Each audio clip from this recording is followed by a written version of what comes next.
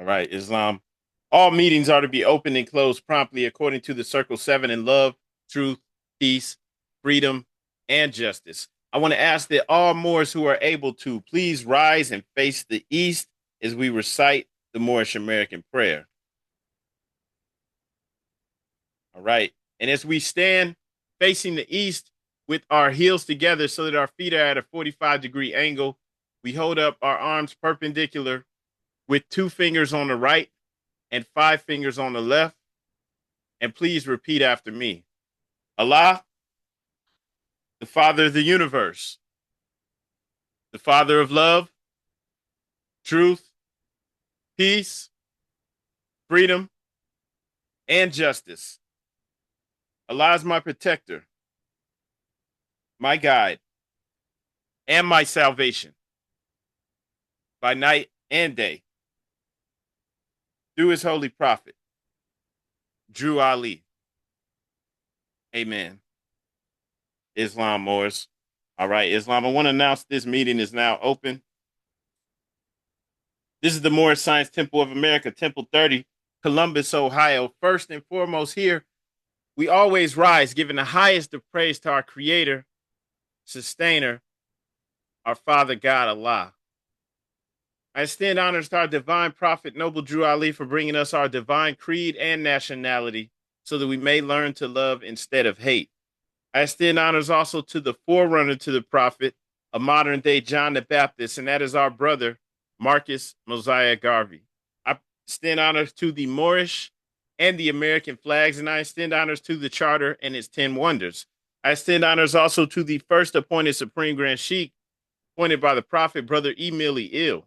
And I extend honors to all members of the Moorish Science Temple of America, Islam Moors. Lastly, I extend honors to the office of Supreme Grand Sheikh and Supreme Grand Council of the Moorish Science Temple of America, Islam.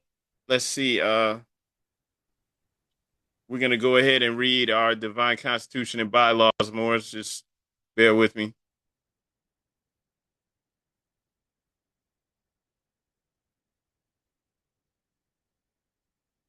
All right. Hopefully, y'all can see that. Salvation, Allah, unity, the Moorish Science Temple of America, the divine constitution and bylaws. Act 1. The Grand Sheikh and the chairman of the Moorish Science Temple of America is empowered to make law and enforce laws with the assistance of the Prophet and the Grand Body of the Moorish Science Temple of America. The assistant Grand Sheikh is to assist the Grand Sheikh in all affairs if he lives according to love, truth, peace, freedom, and justice, and it is known before the members of the Moorish Science Temple of America. Act 2. All meetings are to be open and closed promptly according to the Circle 7 in love, truth, peace, freedom, and justice.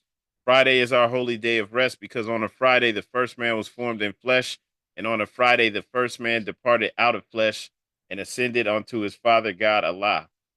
For that cause, Friday is the holy day for all Muslims all over the world. Act 3. Love, truth, peace, freedom, and justice must be proclaimed and practiced by all members of the Moorish Science Temple of America.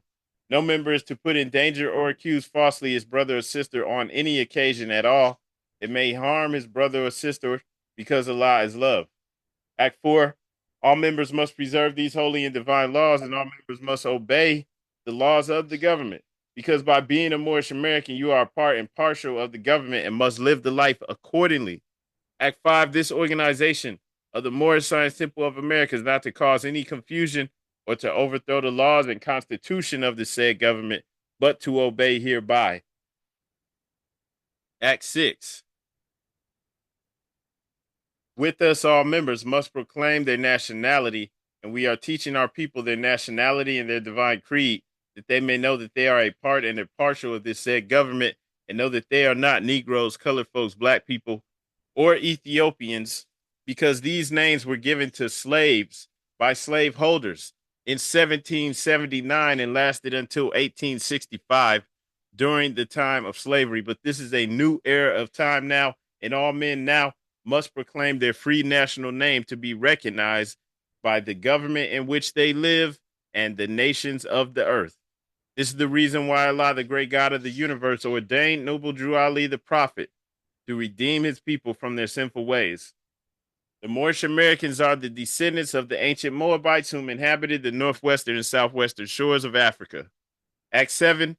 All members must promptly attend their meetings and become a part and a partial of all uplifting acts of the Moorish Science Temple of America. Members must pay their dues and keep in line with all necessities of the Moorish Science Temple of America. Then you are entitled to the name of faithful. Husband, you must support your wife and children. Wife, you must obey your husband and take care of your children and look after the duties of your household. Sons and daughters must obey father and mother and be industrious and become a part of the uplifting of fallen humanity. All Moorish Americans must keep their hearts and minds pure with love and their bodies clean with water. This divine covenant is from your holy prophet, Noble Drew Ali, through the guidance of his father, God Allah. Noble Drew Ali, founder. Moorish American prayer.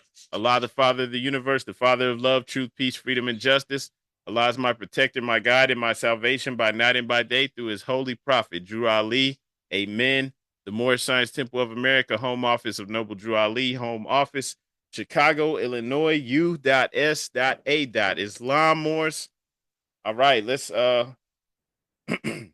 let's move on to our writs. Brother Kobe, if you are able to, please read the writs of our prophet.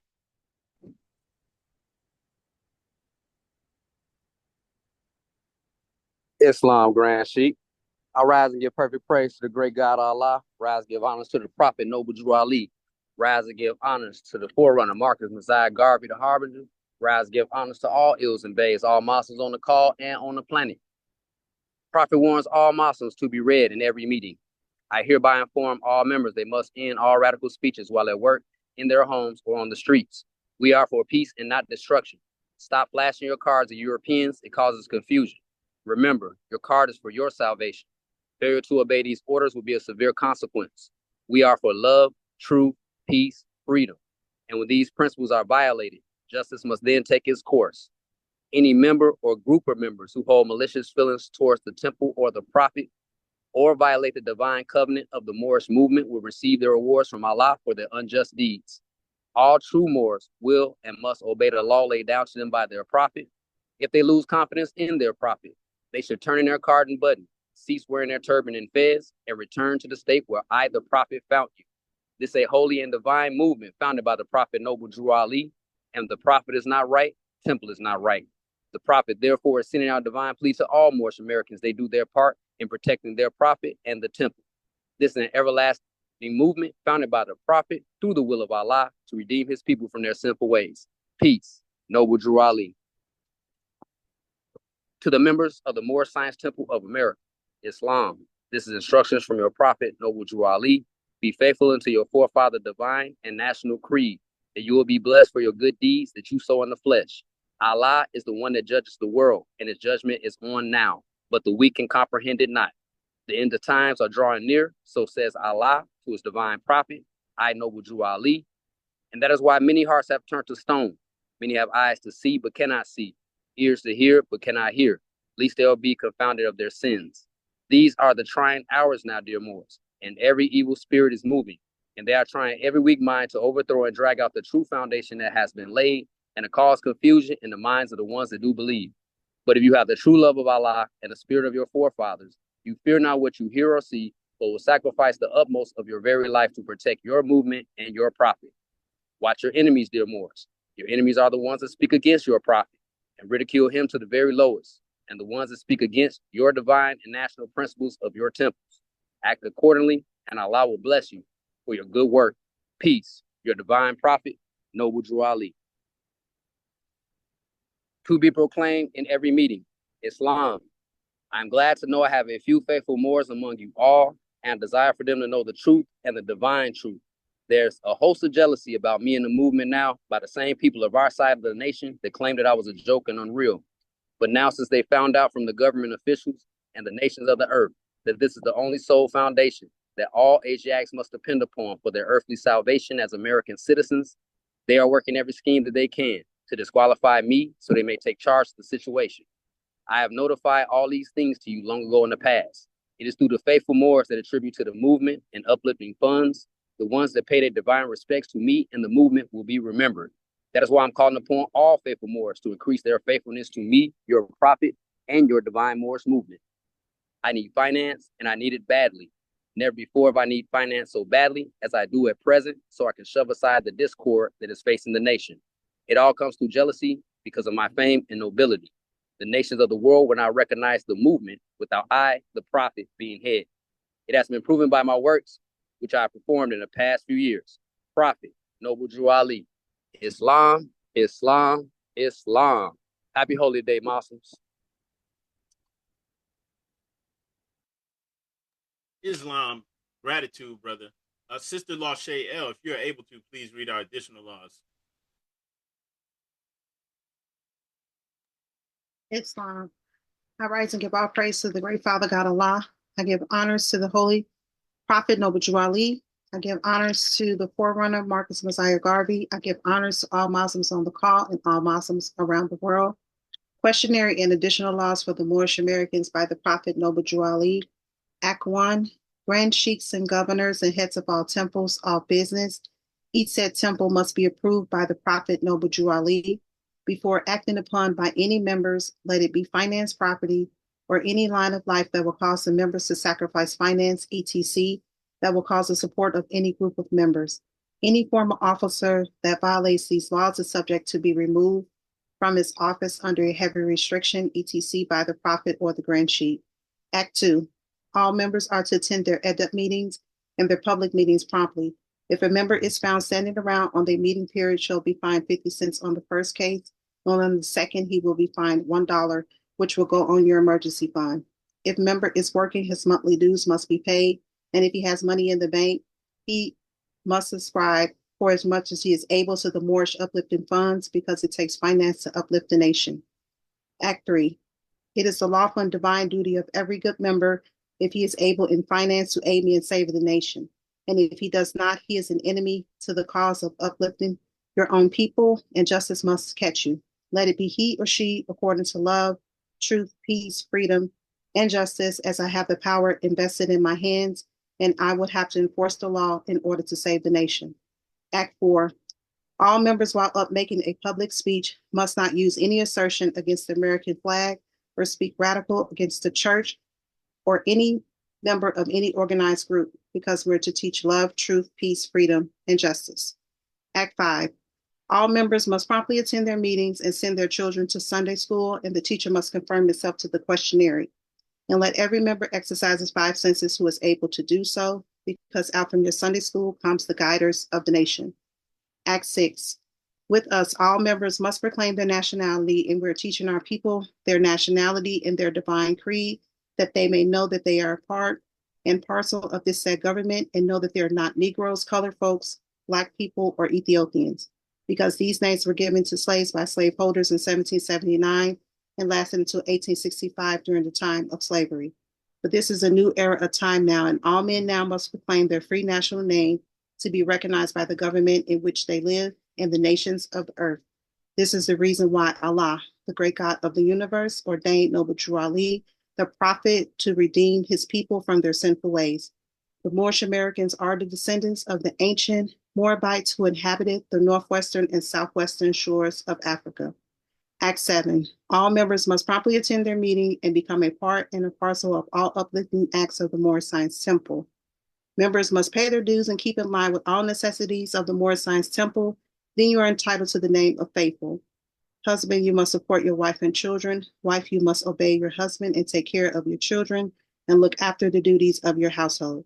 Sons and daughters must obey father and mother and be industrious and become part of the uplifting of fallen humanity. All Moorish Americans must keep their hearts and minds pure with love and their bodies clean with water. This divine covenant is from your holy prophet, Noble Drew Ali, through the guidance of his Father God, Allah. Islam, peace and blessings. Happy Holy Day, Muslim. Islam, sister, and gratitude. Just want to ask before we get started. Someone that's calling in just says Islam for your name. Would you please let us know your name and where you're calling from?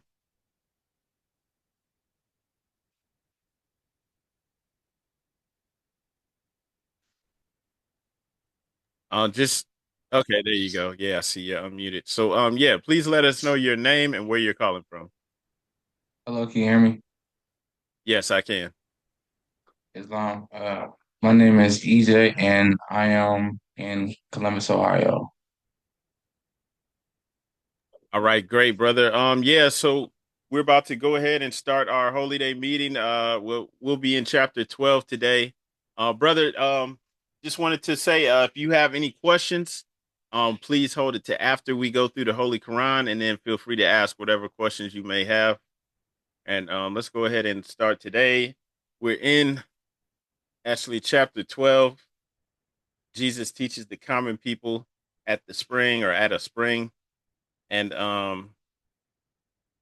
as we go into this lesson, right, we want to take away real practical use. We want to get real practical use from this. And when I say that, I mean if these lessons, right, aren't empowering us, if we're not getting anything from this that's improving our life, it's like, what are we really doing here? Right. So we want to get a deeper meaning or deeper understanding from chapter 12. Chapter 12, when we really look at it, what it's really talking about is focusing on the concepts of eternal happiness, right? It's actually going into the power of the mind and how important that is, right? Because we know where our power really is, it's within. And so it's discussing this, is going into this, the inner spiritual wealth that every person possesses. So it's not like it's something, oh, these people are special, or this person's a star. That's why they're, wealthy. No, no, every person has this inside of them. Everybody does. And as Jesus says or teaches the people in this lesson, he's like, you just need someone to show you how to tap in, because we're all connected to the source. So that means we all have unlimited power. Don't matter how bad you are, how good you are, right? Nah, we all have it. So Islam. First and foremost, I'd like to rise and give perfect praise to our Father God Allah, honors to his Prophet Noble Drew Ali, honors to the forerunner of the Prophet Marcus Mosiah Garvey, honors to the first and 45th Grand Sheikh, our brother Emily Ill, and honors to all you Muslims on the call and everything Moorish. Happy Holy Day, family. I just want to add, in the church, we've all heard the statement, "What would Jesus do?" Right? But when we look at the scripture, Jesus' life is out of the Bible. So we don't really know what Jesus would do. So these lessons are so important because it actually shows us where Jesus went throughout his life and what he did, so that we can actually use those lessons and those words and deeds in our own lives, so that we could apply the knowledge, so that we could do what Jesus would do and be what Jesus was, because that is the point of the lesson and the prophet and all the prophets of Allah. So anybody who says that in Islam we don't study Jesus, or we don't love Jesus, is a lie, because we know more of Jesus than the Christians, Islam. So this is not to knock anybody or to put any other religious creeds down. This is just us saying that we study and we follow the prophet Jesus as well. Islam, I yield the floor. Islam. All right. Pardon self for a minute.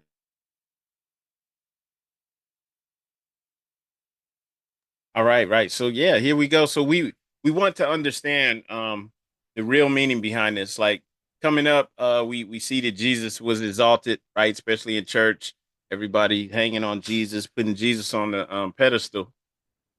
But it don't really make sense. We just told that he died for our sins. Like what does that mean?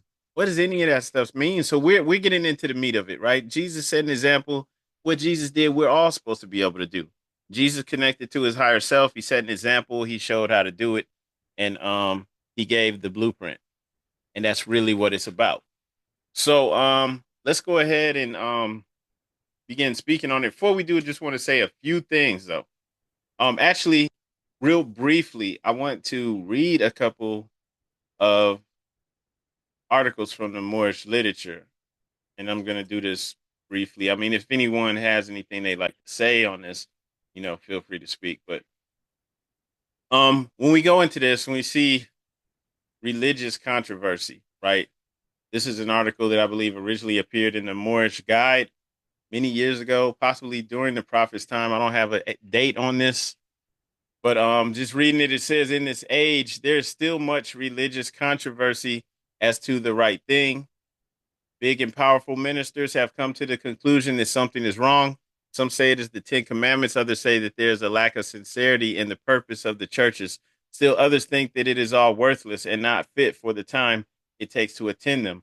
However, or whatever the final decision might be, it is certain that they will make a change, or rather try to make one. I'm going to stop right there.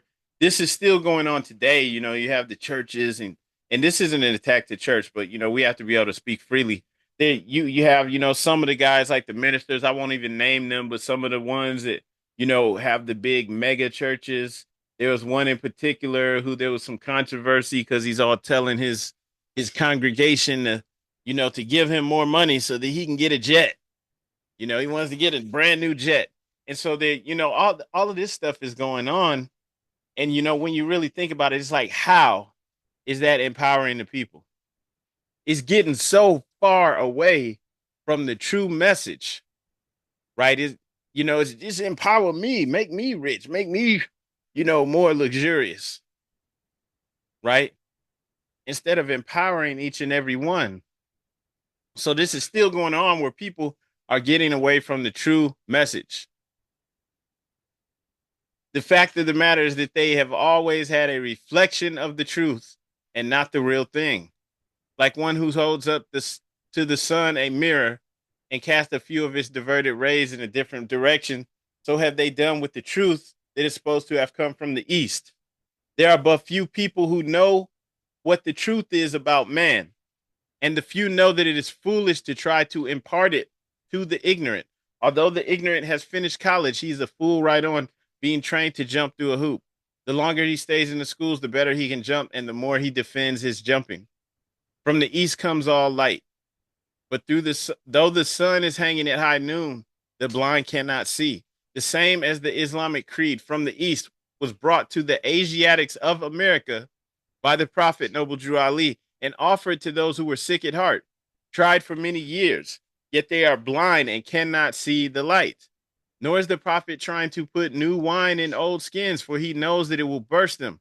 Still, he has the only remedy for the nations, the remedy brought by Jesus, Muhammad, Confucius, and all the other prophets, which remedy is truth. The nations do not want the truth. It is too stern, but until they accept it and find out where it is, there will continue to be religious controversy. You know what? I'm not going to read any more, but I would advise on your own just reading also Savior of Humanity and then also read What is Islam on your own in the Moorish literature. Just going back to this too, then you see why, of course, on our card, right, it says we honor all true and divine prophets, right? We honor all the divine prophets, Jesus, Muhammad, Buddha, and Confucius. There are others. That's why it says we honor all the divine prophets, right?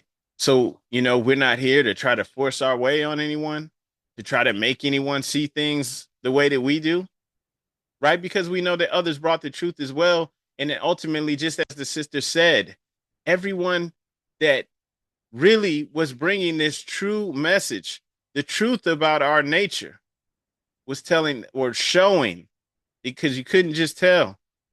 Remember, this story had to be told in a conflict, had to be experienced. It couldn't be told in words, right? That wouldn't have been good enough. And for those that don't know why I'm saying it like that, that's coming from chapter 1 in our Holy Koran, right? That, this ordeal that we would go through, this human ordeal, where man would give up his birthright just to gratify his lower self, that it had to happen. The story had to be told. The conflict had to be happen, but it could not be told in words, right? We must suffer trials and temptations manifold, right? But man will regain his lost estate. So that means that we have to experience it. We had to experience it. And so now we're here in the physical. having given up our birthrights, having forgotten our true nature, right? Forgotten that the source is right there and it's been there the whole time. The whole time we had the answer. It was always right there. So this is being reminded to us. And someone comes and walks the walk to show that it can be done, to teach others. Okay? And so and it's the same lesson, like right? It's just universal. The prophet teaches this to us all. This is also why the meetings, the Sunday school and the Holy Day meetings at least are open to the public. Not that all meetings are open to the public, but those meetings are, because there is a universal message that's for everyone, right? That's also why we're not here teaching hatred or focusing on, foolishness. Like we don't come together to talk about the white man, you know? That would be so foolish. Nothing would get accomplished. There's people, I've met people too that have been doing that for years, decades even. They don't have anything. They don't have nothing to show for it. So, man, that's not what we're about, right? Man himself is not the body nor the soul. He is spirit and part of Allah. And now we're going to do the work to connect to Allah. And that will undo much of the toil and much of the trouble that we experience. So that's what this whole message is about in chapter 12, right? This is something everybody should be keyed in on. Now, the whole entire Quran is about this, but, chapter 12, right? We getting the keys, the power of the mind. Everyone has that inner wealth, this inner spiritual wealth. Everyone possesses it. Everyone is directly connected to it because that's our true nature. We're not the soul. We're not even the body. We're spirit and part of Allah. And so it's always there with us, even when we're suffering, even when we don't know what to do. It's always there, right? But, however, we have to do some work to actually be able to connect, right? We've been living our lives getting further and further away, seemingly, from our true nature, getting more and more caught up into the world, and seemingly more disconnected, even though we're always connected. Just we're not aware. So this is teaching us how to raise our awareness. That's all we have to do. And let's go ahead and get things started. So going into chapter 12, as we said, now briefly in here, Jesus is actually teaching the common people how to find eternal happiness, and to do so by shifting their own mindset. Once again, raising our own thoughts to divine wisdom, raising our thoughts, changing the way we view the world and view ourselves, raising our thoughts up higher, right? Shifting our mindset. And now we can discover the wealth, the inner wealth is within our own hearts that we all have. So here's the goal, right? And please listen to this. We want to explore how we can apply these teachings to our lives today. Because regardless of what ordeal you may be going through, you might not really be going through anything, right? Or you may, need to make more money. You may be having a, physical condition. Maybe you're sick or something's going on, right? Regardless of what it is that you're going through or not going through, the key is always there with us. The answer is always there with us. Whatever it is that we seek, it's always there because we are spirit and one with Allah. And so this is the goal. We want to learn how to apply the teachings that are in this chapter to our lives today and every day, right? Not just on Holy Day, right? So that as we go through life, we don't forget, so say you're struggling, say something happens tomorrow, you don't forget, you know what to do. You know how to tap it within, you know how to go within, you know how to connect to source. We know the answer. We know which way to go. So this is what we want to do. Want to make it real and practical for us. That's the goal. All right. Going into chapter 12, I would like to split this up a little bit. Now, chapter 12, Jesus teaches common people at a spring, tells them how to obtain eternal happiness. If we could, I would love to just get a few more to read at least 5 verses apiece. And if we could we just go down the line, like just starting here? If you don't mind, if I just call on you, would you please just read 5 verses if you're able to? Brother Cole Bay, would you read the first 5?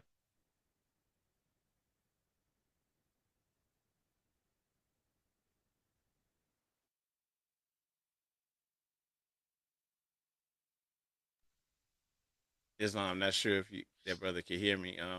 Let's just skip down. Brother Davis L, are you able to read? Can you read those first 5 verses for us? Peace. I'm on the move. Okay, got you. Sister Lachey L, can you read just the first 5 verses? Grand Chief, you want me to read the first 5 verses?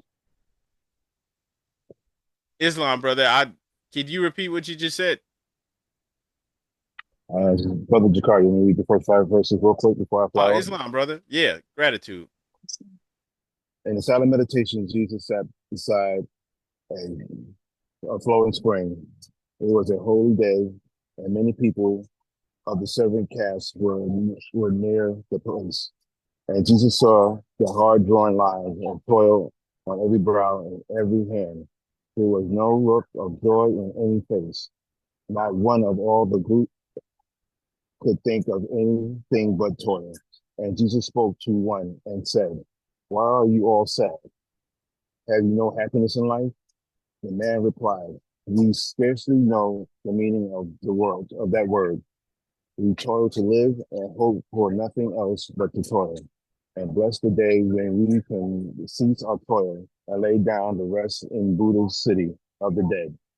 And Jesus' heart was stirred with pity and with love for those poor toilers. And he said, Islam, gratitude, brother, and safe travels.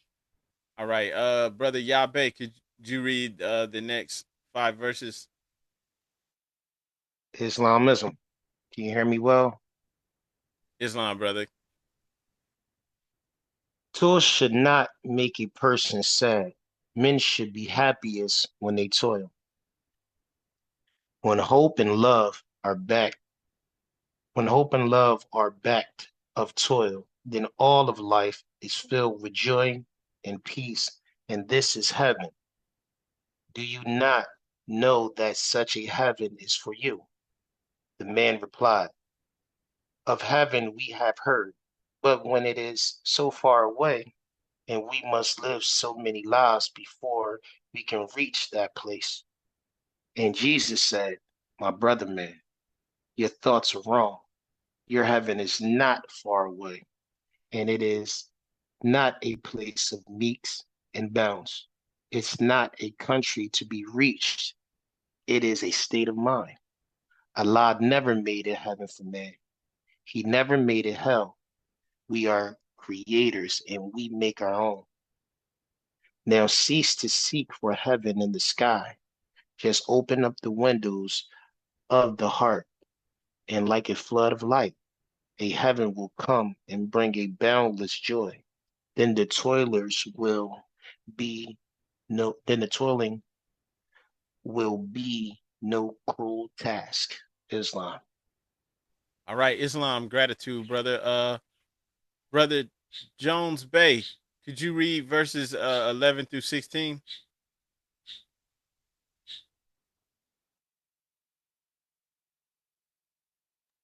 I'm working right now, Sheik. I'm All just right, listening in. Islam, got you, brother. Okay, brother Jackson Bay, are you free? Are you able to read verses 11 through 16?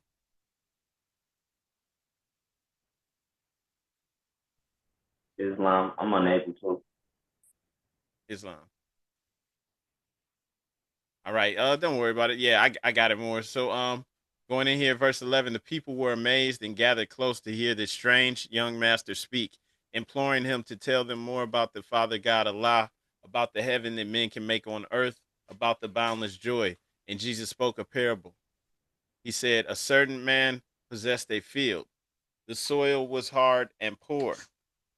By constant toil, he scarcely could provide food to keep his family from want.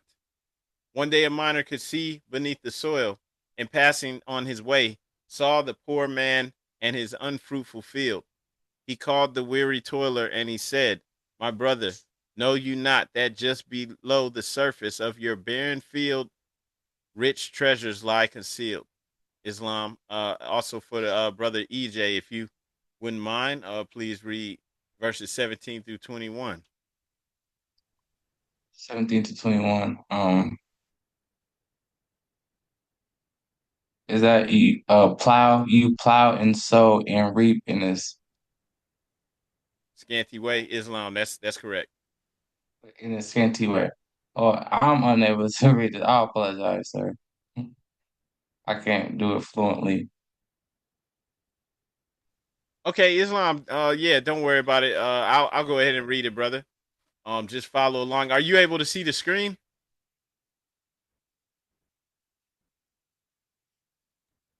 Yes, sir. I'm just trying to see if the words are showing up. Okay, good, good. All right, so yeah, just going to 17. You plow and sow and reap in a scanty way, and day by day you tread upon a mine of gold and precious stones. This wealth lies not upon the surface of the ground, but if you will dig away the rocky soil and delve deep down into the earth, you need no longer till the soil for naught. The man believed, the miner surely knows, and I will find the treasures hidden in my field. And then he dug away the rocky soil, and deep down in the earth he found a mine of gold. And Jesus said, the sons of men are toiling hard on desert plains, and burning sands and rocky soils, are doing what their fathers did, not dreaming that they can do aught else. Behold, a master comes and tells them of a hidden wealth, that underneath the rocky soil of carnal things are treasures that no man can count, that in the heart the richest gems abound, and that he who wills may open the door and find them all. And then the people said, make known to us the way that we may find the wealth that lies within the heart. And Jesus opened up the way. The toiler saw another side of life, and toil became a joy. Just going back to this, so um the prophet Jesus is speaking to the people, the working class, you could say, and speaking to them, he hears from their words. Their words reveal their mind state, right? The words reveal that they don't really think there's anything greater for them, possibly in their lives, right? We just work, and then maybe when we die, we go to heaven. He corrects them right on the spot, right? He corrects them right there on the spot because he's letting them know that there is a heaven for them. But he's not talking about some place, some mystical place. And this is important because there's even more that I hear like talking, that it sounds like they don't understand this. Right? That we're given a philosophy, on our own approach to life, and also it's based off of truth, based off of our true nature. So we're not given a bunch of fairy tales and stories to keep us spinning around backwards, blindfolded out here. He just cuts to the chase. He's like, look, man, my brother, man, your thoughts are wrong. Your heaven is not far away. It's not a place of meets and bounds. It's not some place off there in the sky, in space somewhere or somewhere else, right? In the multiverse. It's not a country to be reached. It is a state of mind. Allah never made a heaven for man. He never made a hell. We are creators and we make our own. And we hear, you'll hear other Muslims talking about heaven and hell and what happens after you die and all this stuff. And not saying there's not an afterlife, right? Just saying that if your mind state, if you don't figure anything out in your life of your true nature, when you pass on from the physical, you'll still be trying to figure it out on the other side. If you're ignorant here, you're going to be ignorant on the other side as well because you didn't make any progress. He's letting it be known it's based off of our mind state, how we live, how our life is. That's heaven or hell. We create and make our own. So it doesn't matter where you are in the world or in another world. it's always going to be based off of our own mind state. So he lets that be known right away. Cease to seek for a heaven in the sky, right? Open up the windows of the heart. So we must raise our own thoughts, our own vibration up. And this parable that he's giving them is just to further reinforce the message, right? Talking about a man who turns out this man, is an expert in the land. He's like a geologist or a miner, right? Who can see beneath the soil. And he's talking to this family that's suffering because the land is not producing any crops. And he corrects them right away, right? Letting them know that you plow, right? You're plowing the land, you're sowing and reaping, right? The stuff they're taking in from the field in a scanty way. Scanty, like, that's looking at things from a lack point of view. And that's why they can't see what's really there. So just by changing their mind state now, he's like, look, it's not about the, farming the land. You have untold wealth beneath the land. And then they find out there's gold down there, right? So that's just an example of how easy it is just to switch our mind state. So we always create our own heaven or hell. And so, I want to speak on this another way of looking at this too, and then just ask, like how this actually affects us in everyday life. So in this, the reason why this parable is chosen to be used to explain to the people is because it was that easy to change their life, to create their heaven, since heaven and hell are states of mind, just by changing their mind state. So this family, right? And remember, this is just a story, but it's being used for you. We don't tell stories here for no reason. It's like I'm married with 5 children. I can't be telling up stories, and I can't even be playing video games and wasting time, right? You got to hustle. We have to be real, we have to get real value from whatever we're doing and putting time into.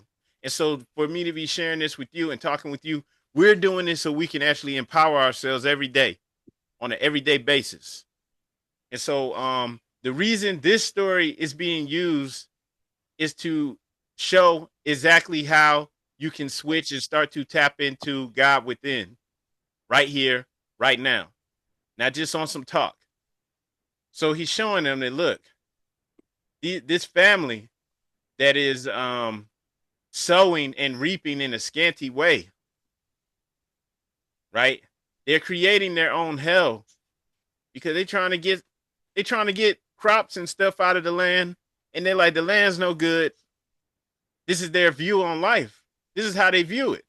They looking at it the wrong way. So somebody that they see as an expert, they trust him when he's coming to tell them, no, your wealth lies not on the surface of the ground. It's beneath. You dig away the rocky soil. You go deeper into the earth, and you're not going to have to do all of that toiling anymore.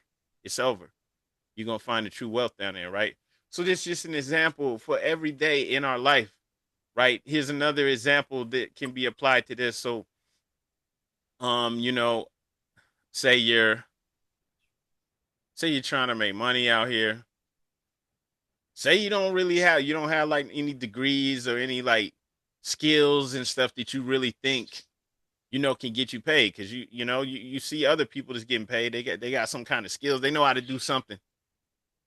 Right. And so you're looking at yourself like, man, I don't really have what it takes. It's like, it's against me. Maybe you see yourself, you're Asiatic. I'm not going to say black. And you're thinking like, there's no way you could do it. And right away, like, you creating your own hell just in how you approach life, because you're not looking at it differently. You have to always put this into practice, even when it's hard, even when it's difficult. So right then and there, you got to switch to looking at what you do know, what you are able to do, what it is that makes you unique, what it is that you have that makes you special, that you have the skills that you had to bring to the world. That's just one example, right? And as soon as you start looking at the world like that, things will start, moving in different directions for you to just change that on the spot. Another example just could be your health, your own health. You could be, you have any type of complication in your body, right? And you could even be laid up in a hospital bed, right? In terrible condition. And if you're listening to the doctors and what they're telling you, right, trying to put you on medication or anything like that, it's just going to keep getting worse. The only way to switch things around is to immediately start thinking about what you have going for you, how things are working out for you, and then even thinking about how your body is healed and healing and doing better. Your own cells inside of your body listen to you. They take action from you, whether we believe it or not. Because at the end of the day, when we go back into the Quran, right, chapter 1, what does it say? Right? Man is actually over the plane of manifest and the plane of soul. Not only that, but we're over pretty much everything in existence as far as it, especially as far as the physical plane is concerned. Right? We're over the plane of plants, right? The animal kingdom, all of that. Right? So we have dominion over that. And that also goes for inside of our body. Right? Our cells, everything listen to us. And they take action from that. So if we're buying into what the outside world is telling us, things are just going to continue to get worse. It's going to continue to degrade and go down. It's not going to get better until we buy in and accept that. And so the reason this is in here, you know, in our Quran, even before you get to the later chapters, like chapter 47, and, you know, the later chapters where it's speaking about our history and things of that nature, is because in order for us to actually do something powerful, build something for ourselves, have our own cities, towns, states, and everything that we want to have, I'm thinking we all want to have it. Hopefully we all want to have it. In order for us to have that stuff and be successful, we got to get our minds right. We can't continue to go off of the minds program that was given to us by the Europeans, right? By the pale skinned nations of Europe. It doesn't empower us. When they told us about Jesus, they said Jesus is the Son of God. When you actually go to the scriptures, right, it says everybody's God. Everybody's the Son of God. It even calls everybody God's plural. Jesus referred to man, saying that we're supposed to be able to do the things he's done and even greater. And so in actuality, when you think about it, what the church was supposed to be doing, and maybe there are some churches that are doing this, but, you know, I've never been to one, but I'm sure they exist. But what the church is actually supposed to be doing then would be teaching you, okay, these are the steps that Jesus took. This is the blueprint that he left for us all to be able to unfold Allah within us, right? To be that God man on earth, right? This is how it's done. And then breaking it down into little steps so that it's easy for each of us to follow. That's how it's supposed to be, right? But that's not what we were given. So the prophet created a program for us to do this for real. And that's why when you look at the Holy Koran, then that's why it's a short booklet. You don't need a whole bunch of chapters and pages to tell the truth. You don't need all that. And then take it back a step further.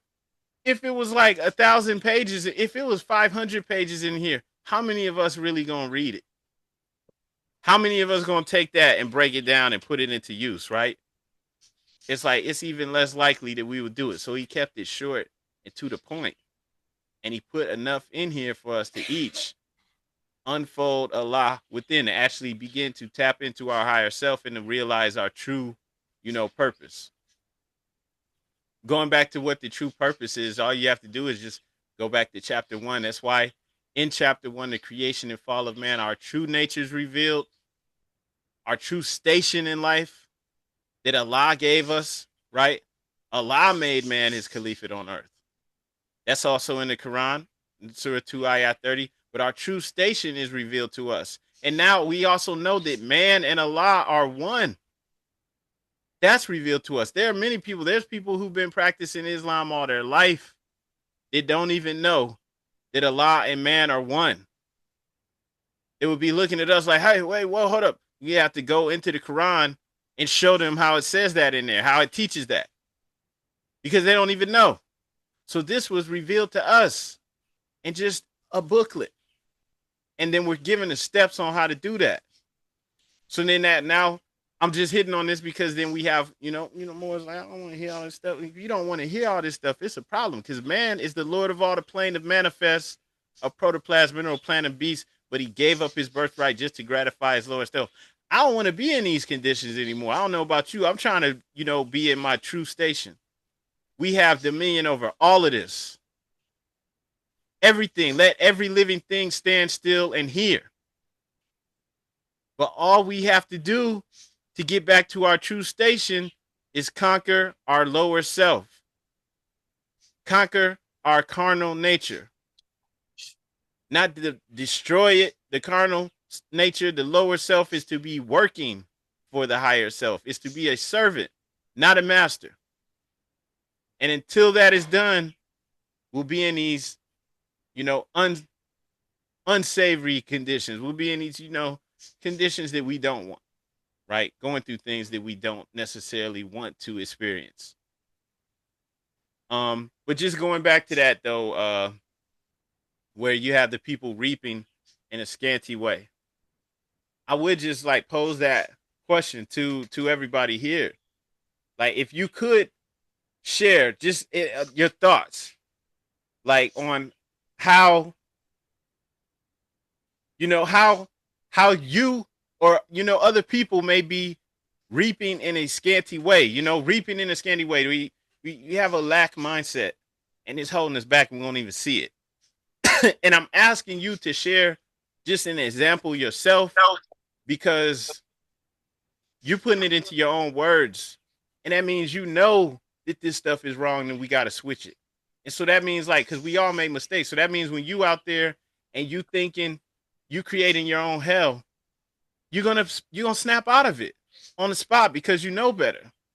But if you just sitting here and you quiet and you ain't saying nothing, you're gonna be out there making the same mistakes that everybody else made, and you ain't gonna think nothing of it. Moorish American Muslims ain't supposed to be like that. We're Muslims. We're different. We're supposed to be like, oh no, I'm creating my own hell right now. Allah never made a heaven for man. He never made a hell. We are creators and we make our own. We are creators. Allah's in us. So please, don't just sit there and be quiet. Share some examples or an example of you seeing, how that stuff works against you. Creating your own hell. Islam, please, love to hear back from you. Islam, feel free to speak, brother. You don't have to wait for me to acknowledge you. I see you, brother Yabe. Islam. Islam. First and foremost, I rise to my highest heights, giving all perfect praises to our Father God Allah. I would like to give honors to Jesus, Muhammad, Buddha, and Confucius, and our illustrious prophet that gave us the everlasting gospel. That's Noble Drew Ali. Honors to all the forerunners. Honors to everybody on the call. Honors to you, Grand Sheik, and your staff, Islamism. I would go as far for me as the hell that I created is knowing the information that I do know of the Moorish Science Temple of America and creating a child in Denver, Colorado, and I live in Pennsylvania with my daughter here. So I have a son that's there and a daughter that's here. My daughter gets all of the attention and the greatness of me being in her life every day. And my son lacks that. So in my mind, I'm like, heaven for me were to have both of them together, or creating a way to be able to have him teach the lessons, for me to be able to teach the same lessons to him consistently like I do my daughter. Now, if I sit here and I just live life just regularly without coming up with an idea to do that, then I am putting myself in a perpetual hell. This information gives me the power to go within myself and say, well, if it's an opportunity, if it's a will, it's a way. You can come up with something to be able to do both. Because you know why? Because we are the Lords of the plane made manifest. And until I do that, then I can't fully have all the happiness in my life that I always wanted. Islamism. Islam, brother. That's a good example too. Like I'm glad you said that because as Muslims, right, Moorish American Muslims, we're upright, independent, and fearless. We're not victims at all. So like immediately we have to switch to thinking of the solution and thinking from the solution even. So you have to immediately start switching like, oh, we got the technology. Shoot, I can just be on Zoom or something like that with them every day. Just showing that you making that effort. And that's just an example. But we have to always, and it's hard sometimes, but we have to always switch to creating that heaven because we're creators. We create and make our own realities. It ain't somebody else doing it to you. I was just talking to somebody earlier. They was just saying some stuff. I'm not gonna say it because I don't want to like get personal or nothing. But they was talking about people doing stuff to them, and it's like, nah, we create that stuff, man. I mean, I see if it was a child, but a grown up, nah, we create those situations. So we always bring it on ourselves. We have to always switch to thinking from the solution and being there. On the question, that said in the chat, what was the question again? I was just asking people to share examples of how we create our own heaven or hell. Is heaven and hell are mind states, and I was just asking people to share your feedback. Go ahead and speak up because you know what I don't want you to be out there in life and you not internalizing these divine instructions and you giving yourself an excuse to just be a regular person. You're a Moorish American Muslim, right? We submit to the will of Allah. That means we know our true nature. Your true nature is not the lower self. Allah is in you. And so we have to put this into action on a regular basis. Even when we messing up and things ain't going our way, we have to start, correcting ourselves. Islam, I yield the floor. I see you, Sister Douglas Islam.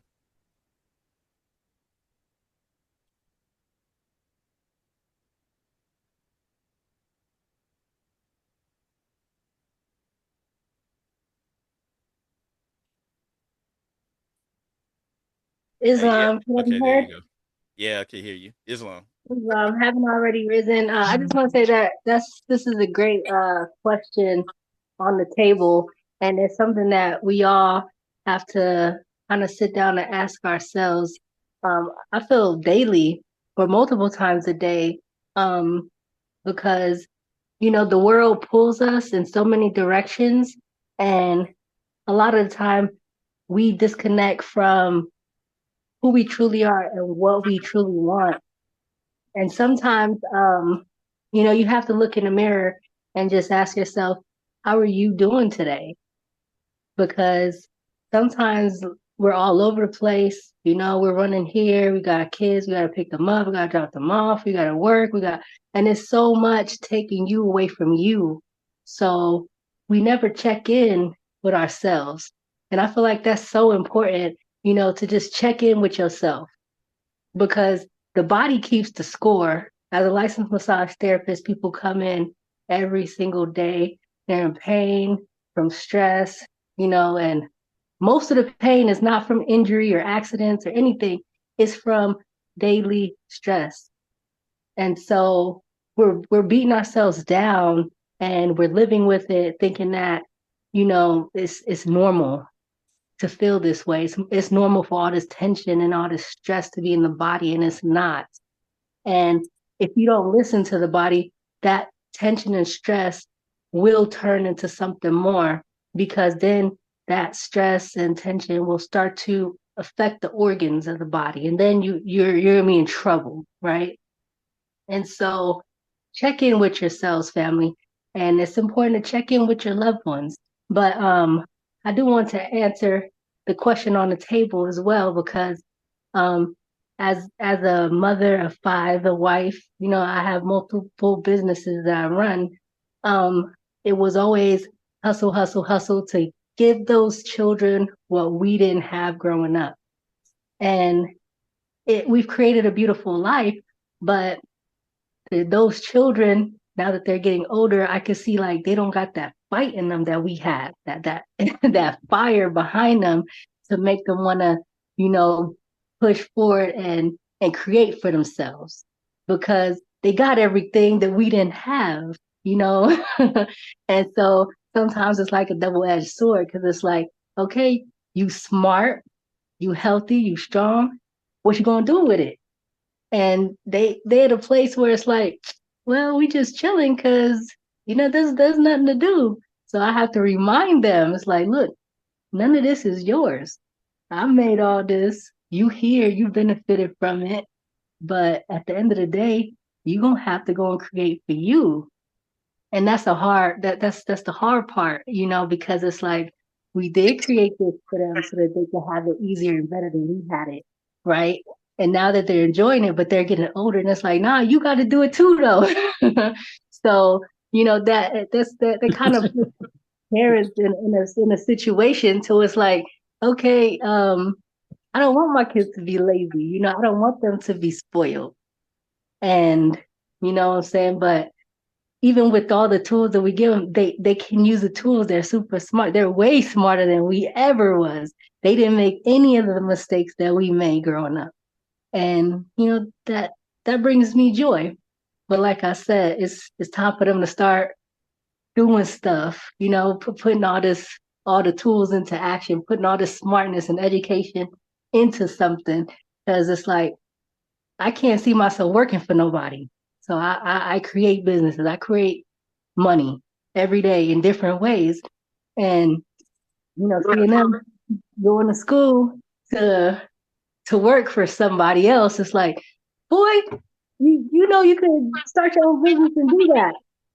So that's where I am at. And I just want to share that because I know a lot of us parents are in this situation as well that, we hustled so that we could give it all to them. And now we give it all to them. And it's like, we waiting to see what they're going to do with it. Islam, I yield the floor. Islam, I see you, brother EJ or brother CJ. I saw you had your hand up. I yield the floor to you, brother.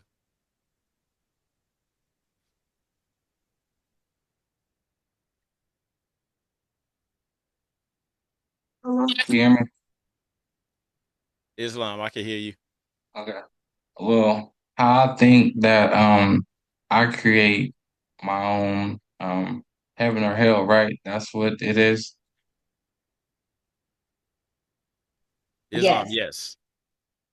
Well, first, I think I'm misunderstanding some of it because, like how she was saying that, kids nowadays, whatever, we want to give our kids whatever we didn't have. But how can I feel like I made my own heaven and hell just because I just lacked the patience in the first place of thinking that I'm responsible for everything, if that makes sense. You know what I'm saying? Like taking God's credit, if that makes sense. You understand what I'm trying to say? Islam, yeah, I hear you. Because it's stuff that So happens that's like outside of our control, or at least it looks like it is. Yeah. that's all I'm saying. You know what I mean? So at the same time, it's like our is I don't know. It's just kind of contradictory to me. I just want to understand. You know. Yeah, that's a good question. Because it's some things that happen that seem like it's outside of our control. It's plain and simple, you know? And so one way that I approach that or that I see that, is that regardless of what happens in my life, whether it's something good or bad, I'm going to see it as something that is there to make me stronger. It's there to improve me. So it's easy to see that when it's something that I want to happen, when it's something that's good. Somebody want to give me some money or something cool, I'm taking that, yeah. But like, what if it's something that I don't want to happen or something that makes things harder? That's when it's a test because then it's real easy to be like, oh man, that's out of my control. I'm a victim. All right, but that goes against our true nature, right? Because first off, man is not the body. We're not the soul. We're spirit and part of Allah. All right. Creative fate gave to man, to spirit man, a soul that he might function on the plane of soul. And I'm going to explain this briefly. Gave him a body that he might function on the plane of things may manifest, right? And all this was done so that we might function on the plane of things made manifest, so that we could be down here experiencing this life as a human, but then to ultimately to realize our true nature and to be the strength of Allah made manifest. And this is what everyone eventually is going to do. It's not like it's only Jesus that's going to do this. That's what we were taught, like in the church. It's like Jesus, was the one.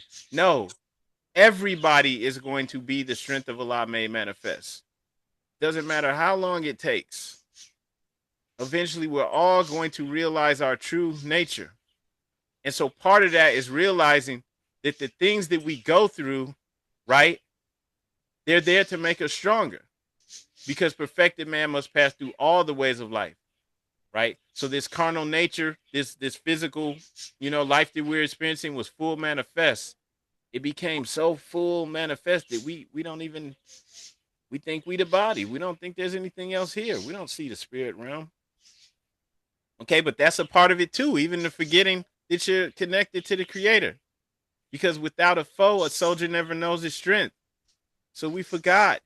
We thought we were out here alone. And then we realize our true nature, and then we begin to come back towards our true nature, being connected to the Creator, being the strength of Allah made manifest. And so what that means is even the things that we go through that are hard, that seem like that, they're bad, they're actually there to strengthen us. They're actually there because if you weren't strong enough to overcome it, it wouldn't even happen to you. So that's crazy, because there's some things that's, really bad that people have to go through. But it's because we're strong enough to overcome it and still become the strength of Allah made manifest. Islam, I yield the floor. I see you, Sister Douglas Islam. Islam, to add to that, the example of Jesus, and all the prophets, but Jesus, because that's the prophet, that we all grew up with before we found, Prophet Noble Ali. But the example of Jesus is to show us that sacrifice, whether Jesus was a real person or not, the message is important to understand that, you sacrifice your time, or your physical energy, your physical body every day for the greater good. And when you do that, the blessings fall upon you. And so we have to make, that conscious decision, that choice to say, okay, I'm not going to, stay up late watching movies and, entertaining myself all night. I'm going to go to bed early so I could get up and get a head start, so I could get up, earlier than everybody else, so I could pray before I have to, get on my grind. I'm going to, reach out and help somebody that's in need today. Like, these sacrifices, like, there's people hungry.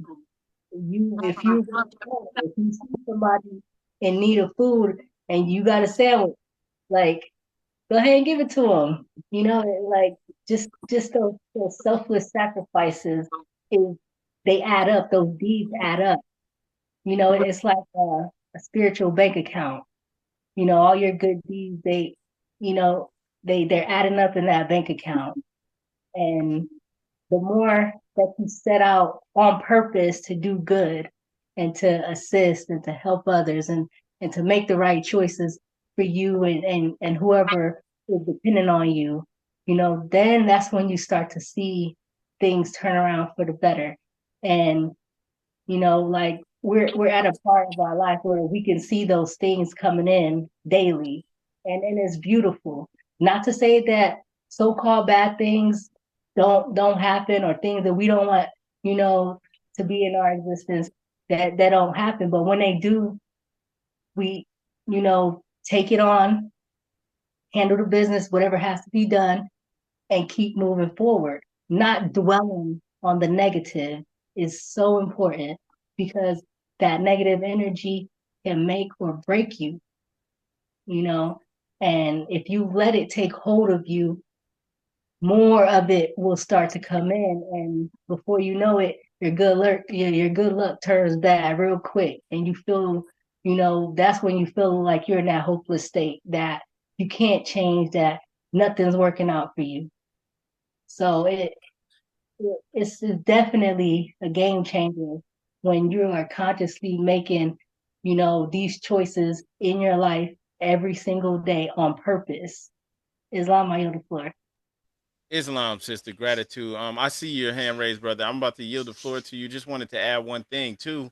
So we want to do the work to subdue our carnal nature, right? To be our higher self, so that we're not out here, only serving our lower self and being part of the problem. Because this is going to our Quran questionnaire, question 75.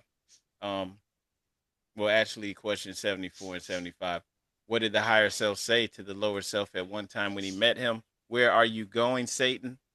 What was the answer the lower self gave to the higher self? I'm going to and fro the earth, seeking whom I may devour. So that means that if we're all serving our lower self, right, we just about the carnal nature, all we're really doing is causing havoc in the world, causing problems in the world, going to and fro, seeking whom I may devour, right? So we don't want to be part of the problem. And if we don't know our true nature, we're devouring ourselves. We're ruining our lives and everyone around us. Islam, I yield the floor to you, brother. Islam.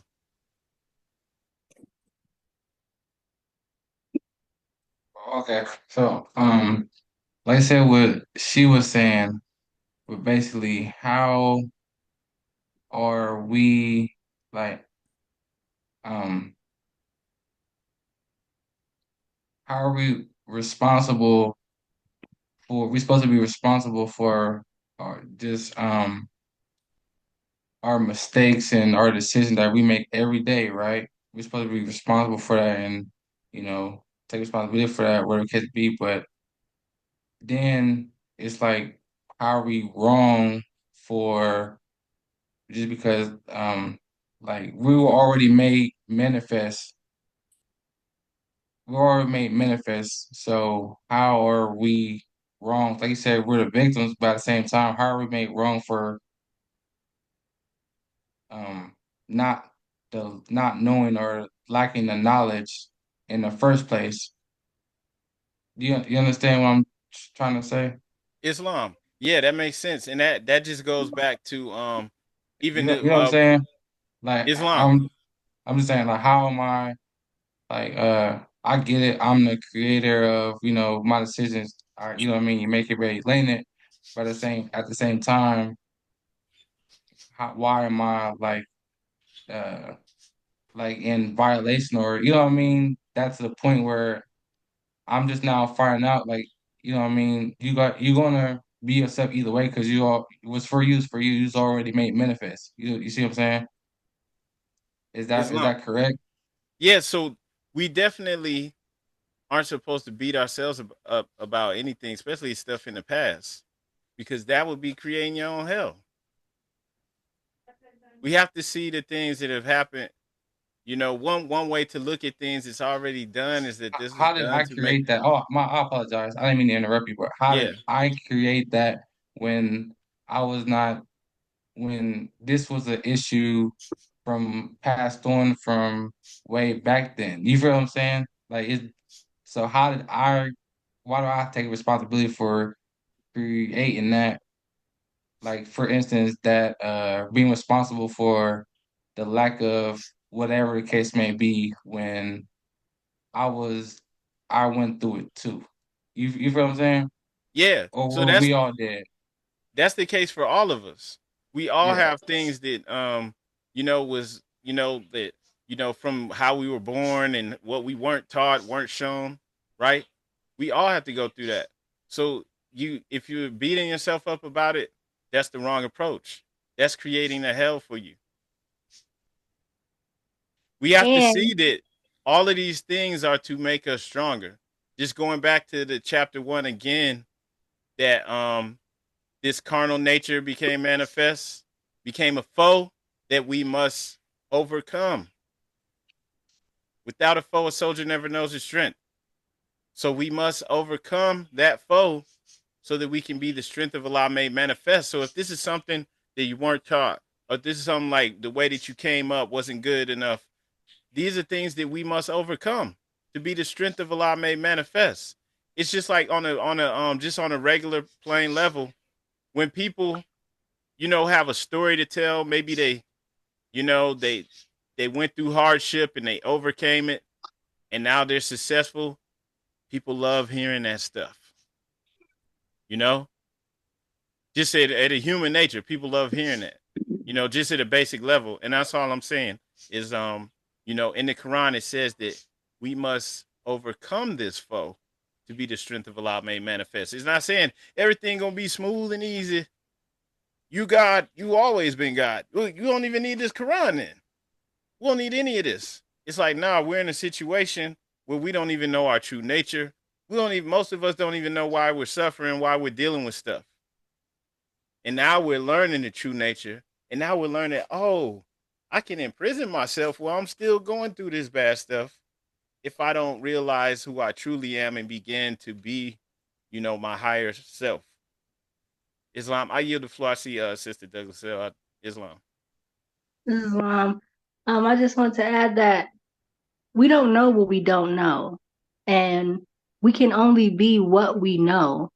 And so moving forward, and that's why, like we have to exercise the lessons. Just like if you're playing a sport, just like if you're learning a new trade or if you're starting a new job, there's a training, that you have to go through in order to be able to do it well or be the best. If you're disciplined enough, if you're focused enough, you could move past the beginner stages, and you could, move forward, you know, to the manager, to the owner, you can. So it's the same thing when we're studying this stuff and we're understanding, like, your life didn't just start with, your physical body right now. I think that's what you're trying to really understand, because it's like you're like, how am I responsible for all the stuff that happened in the past? Because you're here today and you're learning about those things. So it is now your duty, to take that information that you're learning and apply it today. And if you have children or anybody who depends on you, it's your duty to teach them, so that, because history repeats itself. Everything is a cycle. Everything comes back around. And if we don't get it this time, we're gonna have to do it again the next time. So what we learn, just like a video game, you know, when you're playing Mario, you start off as the little man. You don't know where nothing is. But as you go through the board, you find the feather, you find the star. Now you know where all these things are. So now you can use them to beat the board, right? So it's just the same concept, if that makes sense. I yield the floor. Islam, sister. All right. Did you have any more questions, brother? This one more, like I said, I apologize for, like, I'm not trying to interrupt the class or trying to hold up, you know what I mean? Like I said, just from my understanding, uh from my understanding, I just feel like we all are going to be who we're supposed to be and do what we're supposed to do, whether we fight it or not fight it. Just because of who Allah wanted us to be and do. You understand what I'm saying? So, um, Shower when guests, we 105, your shower is now ready. Please proceed to Islam, brother, keep going. You good? okay, so it's just like when like she said, when history repeats itself. I'm gonna get to it, but shit, like history repeats itself. So it's just like, what makes when you do it again? What makes that um again when you create the another heaven or hell for yourself or whatever? Like, what makes that um I don't know. I'm just like I said, I'm here to learn and all that. I just like to understand. You know what I mean? Um, I just have to understand. I apologize No, you're good. These are great questions to ask. And, because you know, if you have these questions, other people have these questions. And that's why we gather today, you know, and every week to talk about these things so that we could help each other understand because none of us know everything. But collective, we all together, we know more than, you know, together than any individual outside of the group. right, So, yeah, yeah, that's what I'm saying. What we do know and what we wasn't taught, like I said, like you can't. Some things you just like it's either you're born with or you're not. You know what I'm saying? We got that from somewhere. That's all I'm saying. You know what I mean? yeah, and that's cool. You know, that's okay. That bring these questions to the table because, like I said, if you have them, other people have them, and if they don't have them today or next week, they might have them next month, next year. So, you know, this is part of the mental exercise. You know, so if we don't have the questions, we could go and do some research. You know, and find out more information. But like I said, none of us have all the answers. We're all sitting here trying to figure it out so that, you know, we can help to unfold the seed of greatness that is in all of us. And so, you know, to go back to what you were saying, I think when you know you're pretty much saying when we're born, we have a path and whatever we're supposed to be, we're gonna be to a degree but that's not 100% correct because we have free will. We have the ability to make choices. So whatever we become is the remnants of our choices that we made. So we seen the choices being made for centuries. And we see like, you know, growing up in Christianity and these broken homes and all the situations that we seen growing up in our generation and you know the last generation before us, the two generations before us. We see whatever they were doing didn't necessarily work. So now we get together in these meetings so that we could, you know, try to find a different path through love instead of hate. You know how much hate is in our communities and in our families.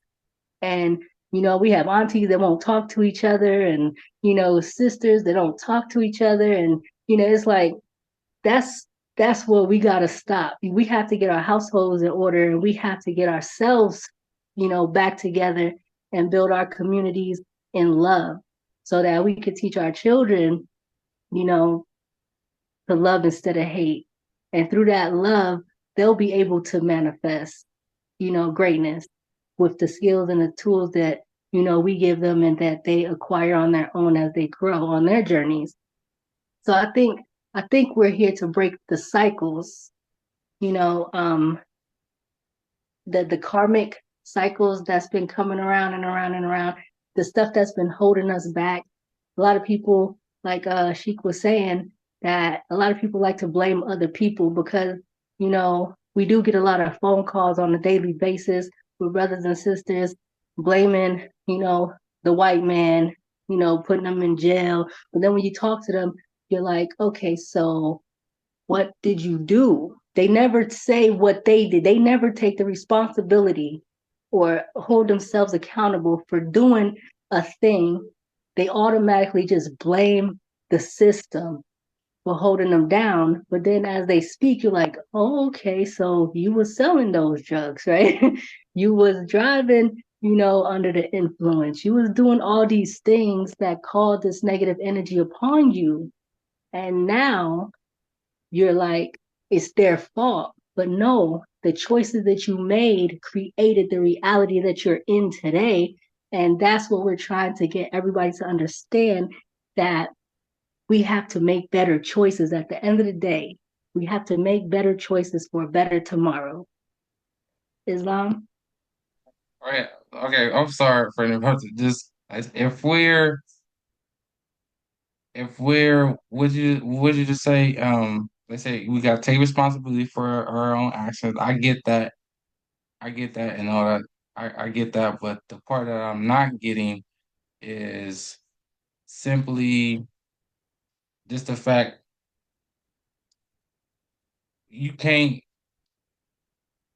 you can't be something like just saying like if some like if you want to join some become a part of something that's different than being that from um the bloodline uh, if you understand what I'm trying to say.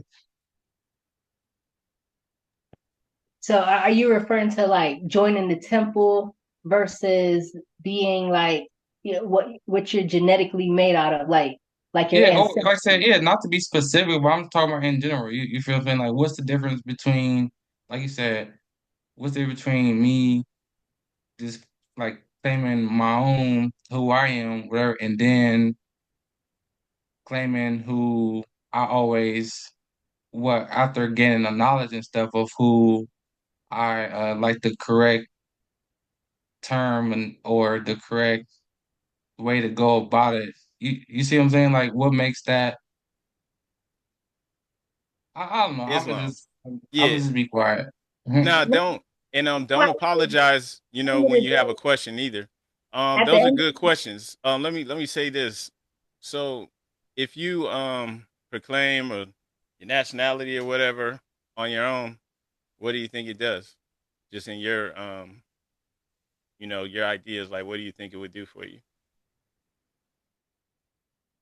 It's not that what I think it would do for me. Like I said before, I'm just speaking of before, like you said, before you become aware or before you even are fortunate to get that knowledge, you feel what I'm saying? Before all that, when you don't know, you feel what I'm saying? Just off of, like I said, just knowing just off of you. You feel what I'm saying? What you go through, personal experience. You know what I'm saying? Just that. Like if that's all you know, and you feel what I'm saying? Like of course, like that's who you are, and of course you will claim it. You feel what I'm saying? But once you gain the knowledge and stuff of and be aware of um like just be corrected, what's the difference between those two? You feel what I'm saying? And why get stoned because of you know what I mean? Or just the lack of whatever. I I did I don't know. I think I understand what you're I saying. apologize Like, for interrupting the class. Like I said, no, don't.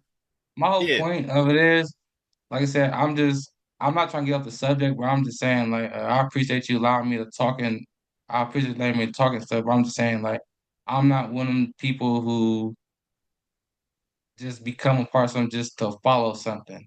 You feel what I'm saying? yeah, It's all about the where we came from and the foundation and stuff. So I I don't know. Thank you for Islam. allowing me to talk. Well, I'm done. Yeah, so yeah, don't ever apologize though. Like, cause it's time, it's like um, open mic or whatever for for questions. So don't apologize. And so the difference, the reason to do this, to come in to be who we truly are, and to and the reason why there's a religion aspect to it is because, okay, let me give you an example of who the Moors are. The Moors are the creators of civilization, and this is for real. This is not for fake. The reason why we have electricity and toilets and all of this stuff is because as our people were beginning to fall, or just to simplify, beginning to get more dumb and beginning to get more stuck in their lower self, Some of the Moors who were still civilized began to civilize other parts of the world, including Europe.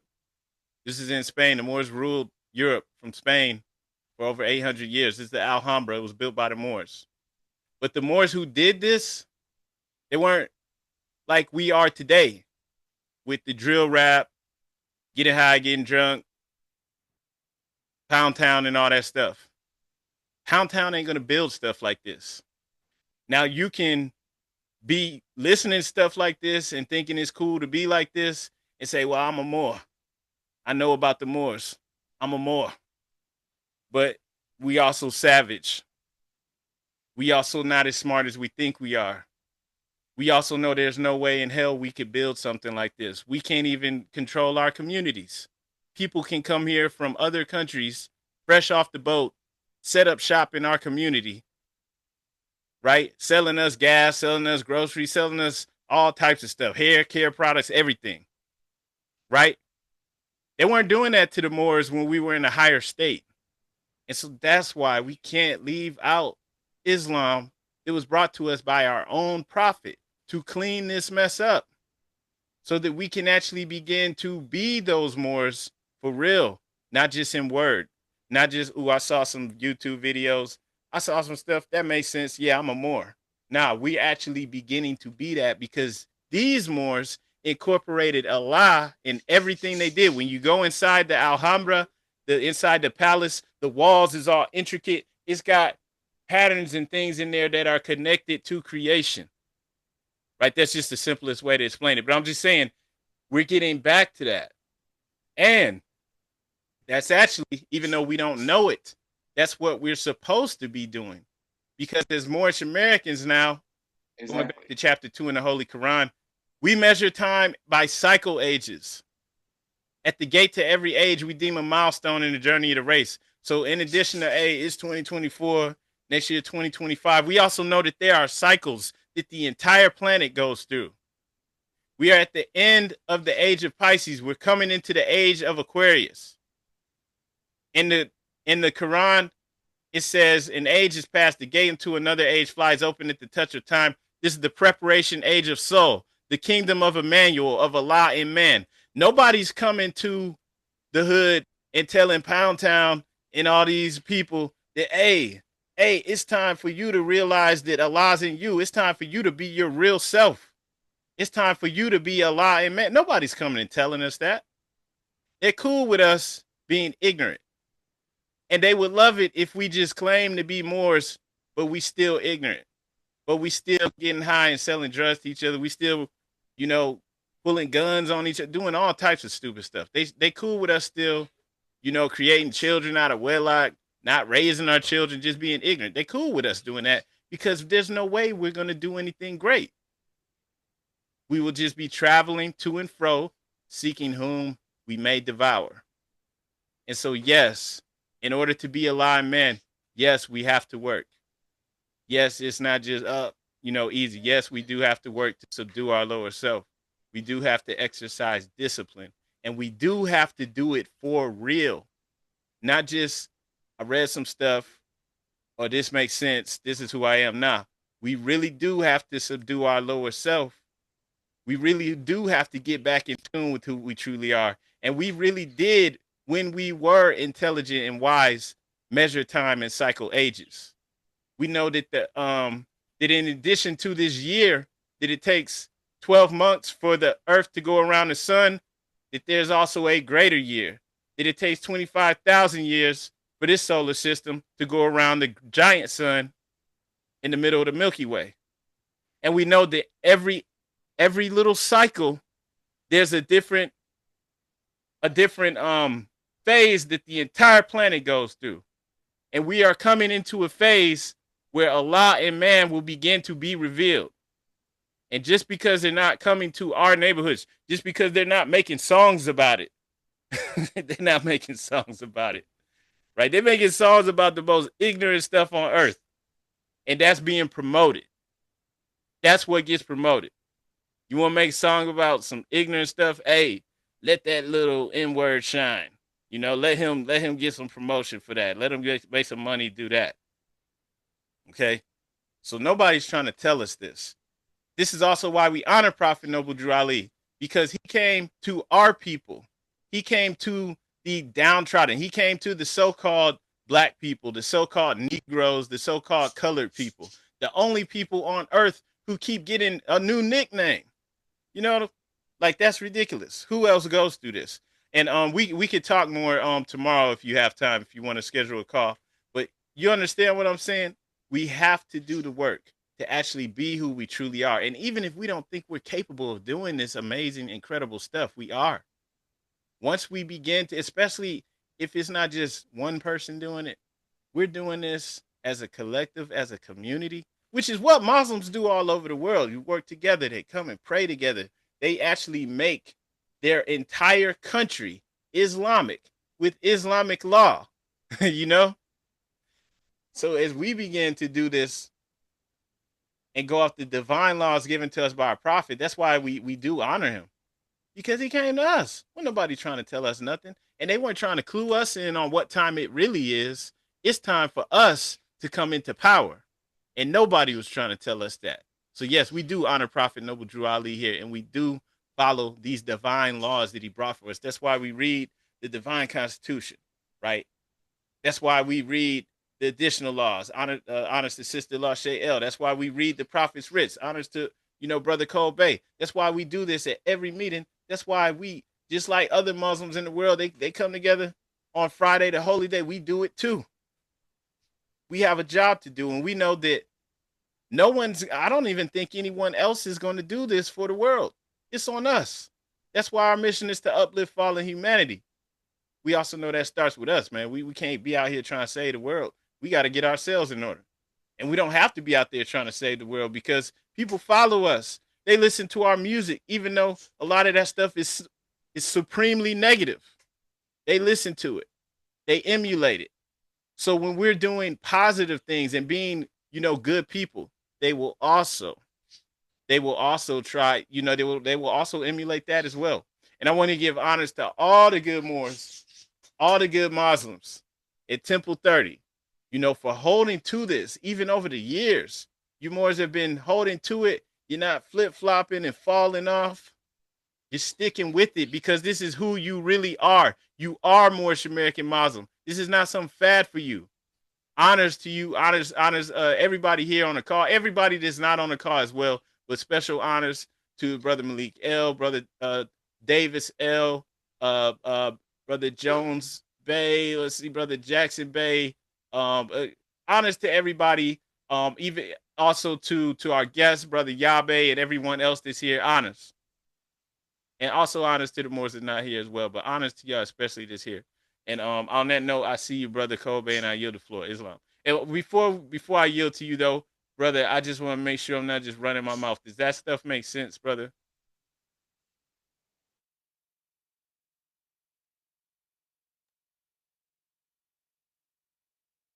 Islam, brother, it makes a lot of sense to me. I just wanted to give some wisdom about that a little bit. I learned this from King Umar Bey a few years ago when it comes to us as Moors. When we listen to the prophet and we listen to the instructions, employ it. Like anything else, you know what I'm saying? Like, of course, anything else that goes on in the world in your environment that does curb you. But now since you are more and you understand that concept, just employ the prophet's teachings in our creed. Love, truth, peace, freedom, and justice. And just employ it. Like meaning just put that to work, see what it does. Islam, I yield the floor. Islam, brother, gratitude. Yeah, like the brother said, employ it. Like when we begin to work to make sure that our thoughts, deeds, and actions, fall within the bounds of righteousness. The stuff that we're doing, they fall within our divine principles of love, truth, peace, freedom, and justice. Just in, working to make that an everyday part of our life, it starts to improve everything around us, right? In ourselves, our home, the work that we're doing in the world, everything begins to improve, right? Because we're holding to these divine principles, Islam. And on that note, if anyone else has any questions or would like to demonstrate, please feel free to speak. I'd love to hear too from some more members from Temple 30. Islam, I yield the floor to you, Morris.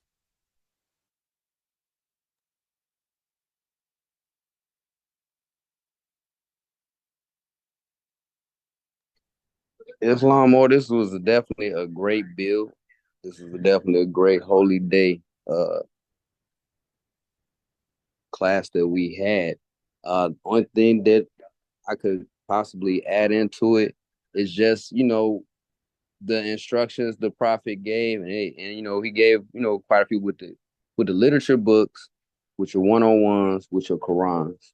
My main thing is, even like back when everybody first even started understanding the more science, understanding is great, but really put it to work for yourself, for your salvation, like prophet said, and you will see all the benefits of what happened, because again, you're pushing yourself into the higher vibration, the higher self. And there's no doubt in the higher self. So just employ and you keep moving. Allah, everything will be all right. Islam, I yield the floor. Allah. All right. Islam, gratitude. I see you, brother. I yield the floor. Okay. I just want to say, to what and to whom does it benefit if we're putting in the work, but like I said, we're putting the work, but nobody understands it. It's not understood. It's not, you know what I mean? It's not understood. Nobody's understanding it. So it's not making any impact, but you still saying that you're putting in the work and doing this. You feel what I'm saying? Like, then it's really no point if nobody understands it. You feel me? Like, if we how this world is now, like you said, the ignorance or how the music is, whatever. If we if we decide, okay, this is how it makes something about that is impactful, or the way that they understand something about it, why can't we adapt, or not adapt, but why can't we just, like you said, if we're being ourselves, are we wrong for not bending the rules, but you feel what I'm saying, not doing the word by word in by law? You feel what I'm saying? I mean, do you understand what I'm trying to say? Yeah, but if you don't know who you are, how could you be what you're talking about? That No, no, that that yeah, I'm saying, once you do, you feel me? Like, once you do whatever, finally realize whatever comes to that, and gets to the point to where you're able to be able to speak, or whatever case may be. But if you're still putting the work and you're doing that, like I said,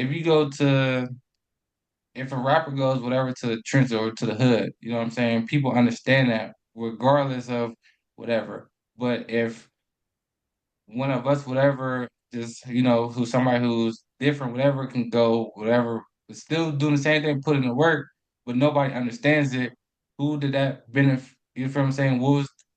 Like, what was the purpose besides almost putting yourself in a situation where where it's you're no doing return? better. Look, where you're doing better in life, it reflects on your life. That's it. Like, sometimes we have to stop thinking about everything and everybody else and understand that what we do is for us, so that we can be better, have better things, do better in the world, so that we don't suffer the wrath, or so that we don't have to suffer so much while everybody else around us is suffering because they're not doing what they're supposed to do. So what you're supposed to do is what you're supposed to do. And so this is what we're learning here, because the so-called somebody planted a seed and said, we don't got to do nothing but stay black and die. That's not true, because as long as we are thinking that we're black people and we're staying in that station of black, Negro, colored, African American, we will never reach our potential. We'll never reach that greatness that is for us, because that is not who we are. Islam, I yield the floor. I definitely agree to what you said, and that's just my point. You know what I mean? To where to where by the times have changed so much. By the time it gets the story gets to the end of the story, it's been tainted and misconstrued so much that it means a whole nother thing, or you know what I'm saying? It's something completely different. Yeah, like the telephone game, one Right, person right, whispers right. to It's you like how that. You to feel me? end this. Yeah, but Yeah. you have to understand that we have something special inside of us that when we see or hear the truth don't change, it's going to resonate with us. We have to understand that we got that special something inside of us as human beings, as children of the Most High, that is always talking to us. So we have to learn to listen to that still small voice. And that's something that, we're understanding to do here. Islam. And that's to uplift fallen humanity, right? That's the last thing I gotta say. Is that Islam. correct? Islam. So yeah, it's to uplift fallen humanity. At the end of the day, though, that that starts with yourself, because like on the Quran questionnaire, you see the prophet lifting this unconscious humanity is represented by an unconscious woman, right, out of the cares of the world. Okay, you can't do that. He can't do that. I can't do that. None of us can help anyone if we in there drowning too. So, it's symbolic lifting, you falling humanity onto the solid rock of salvation, something that we can stand on, that's solid. It's not going to change. All right. And so ultimately, that's, what we're doing for ourselves. And then for the rest of the world, it's just the example that we set, right? Because people following us, you got Crips in Japan, you got Crips and Bloods in South Africa. And then So now, that especially with the oh drill sorry. music, they doing that with that Afrobeat stuff. They try to make drill music in Senegal. Like what the what the hell? So they following us in a negative way, and it goes beyond the music because some of them taking it on with just like how we do here. They trying to be ignorant in real life. All right. So Why is it negative? I'm not trying to interrupt, but I'm saying why is it negative? Like that's now you're talking about from my perspective, or you feel what I'm saying? Like why is it negative from that aspect? yeah, You so feel me? I'm Like, cause for nobody's people that like the perfect. music and stuff, I'm not trying to attack the music. I'm just keeping it real. If it's about, because you're looking at what the lower self is. So the lower self breeds hatred, slander, lewdness, murder, theft, and everything that harms. That's what it does. It's just the carnal nature. So if I'm talking about just eating food, eat all the food you want, have sex with everybody, right? Don't worry about the consequences. Just, kill people, kill that fool, kill them. It don't matter, right? That's You don't that's think that's that's going to negative. affect you in your life That's eventually? all. That's all lower self. That's all carnal nature. That's only the body, right? And so it's limited, right? That's only going to cause harm. So anybody that takes that aspect on is going to cause harm. And also when we're under the spell where we can't even see that is harm, that's like, that's it's not going to bring anything, positive, then that means that, we probably going to be entertaining stuff like that in our own life, and it's going to be bringing, trouble in our life, right? That's why it says, I'm going to and fro the earth seeking whom I may devour. Because anytime we're entertaining the lower self, we're bringing havoc into our own lives. When we create children out of situations like that, we're giving our children hardship because now, they got to come up in a difficult position because of what we're doing, right? So it causes havoc across the board. All right. And so it's not just me saying it. Now, these are divine instructions, at least for us. Now, as a newcomer, you might not be, well, it ain't divine, man. But, from our understanding now, we know these are divine instructions.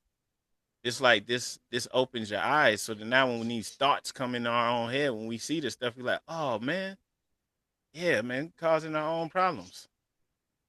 We weren't victims. We were causing our own problems. It was it's something from the Moorish literature. I'm not gonna read it right now. It's probably too much, man.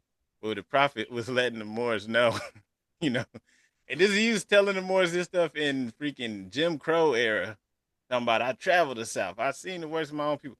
I won't talk about it right now, but yeah, we not victims over here. We create our own problems. And it might take some time to begin to see that. But um, if you stick with it, you'll see it, bro. Because it's the truth. And the truth doesn't change or pass away. Now the people are crafty. They try to make it look good. Make it look like ain't nothing wrong with it. Get high every day. Go outside, sag your pants. Do all this stupid stuff, right? But it's like, yo, it's only bringing trouble. It's only bringing it's only causing trouble in our own lives, and even in the ones around us.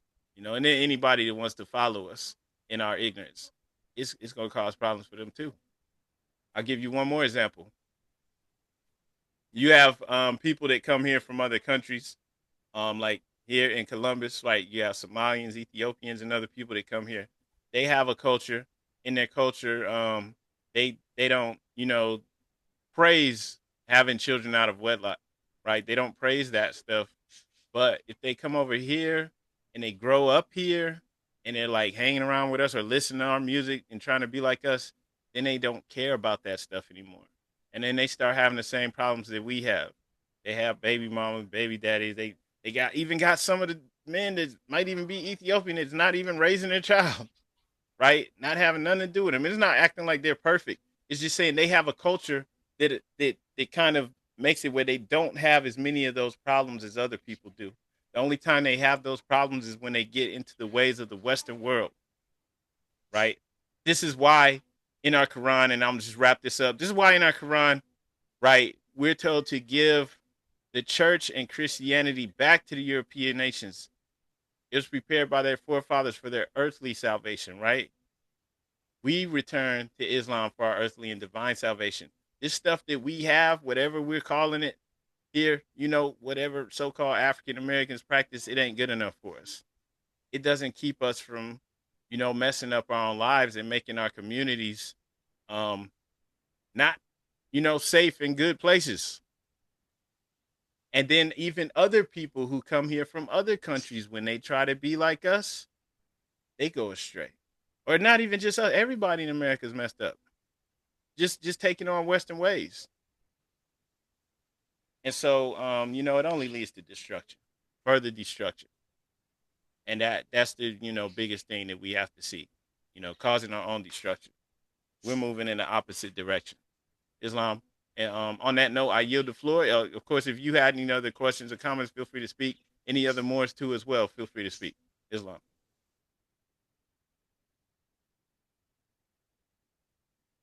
Islam Grand Sheik.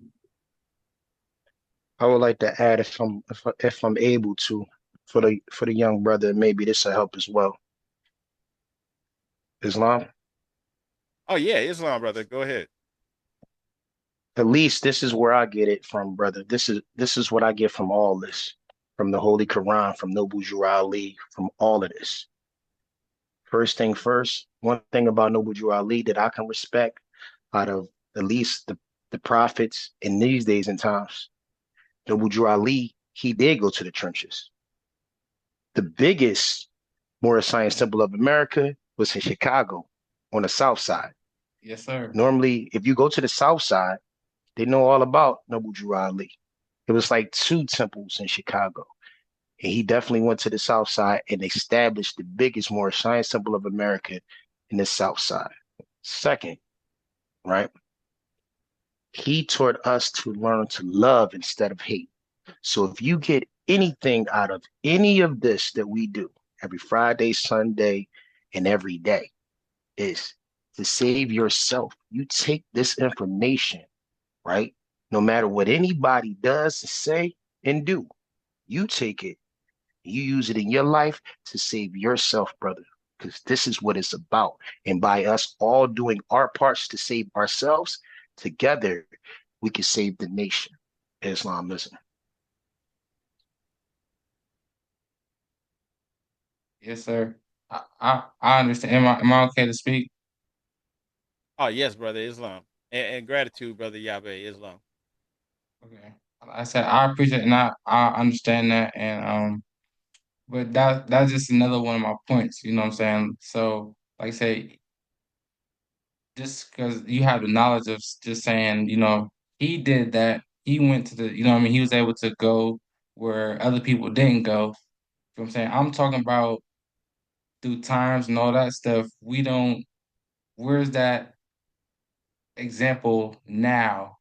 You understand? You see what I'm saying? Like, where's that now? So how does that?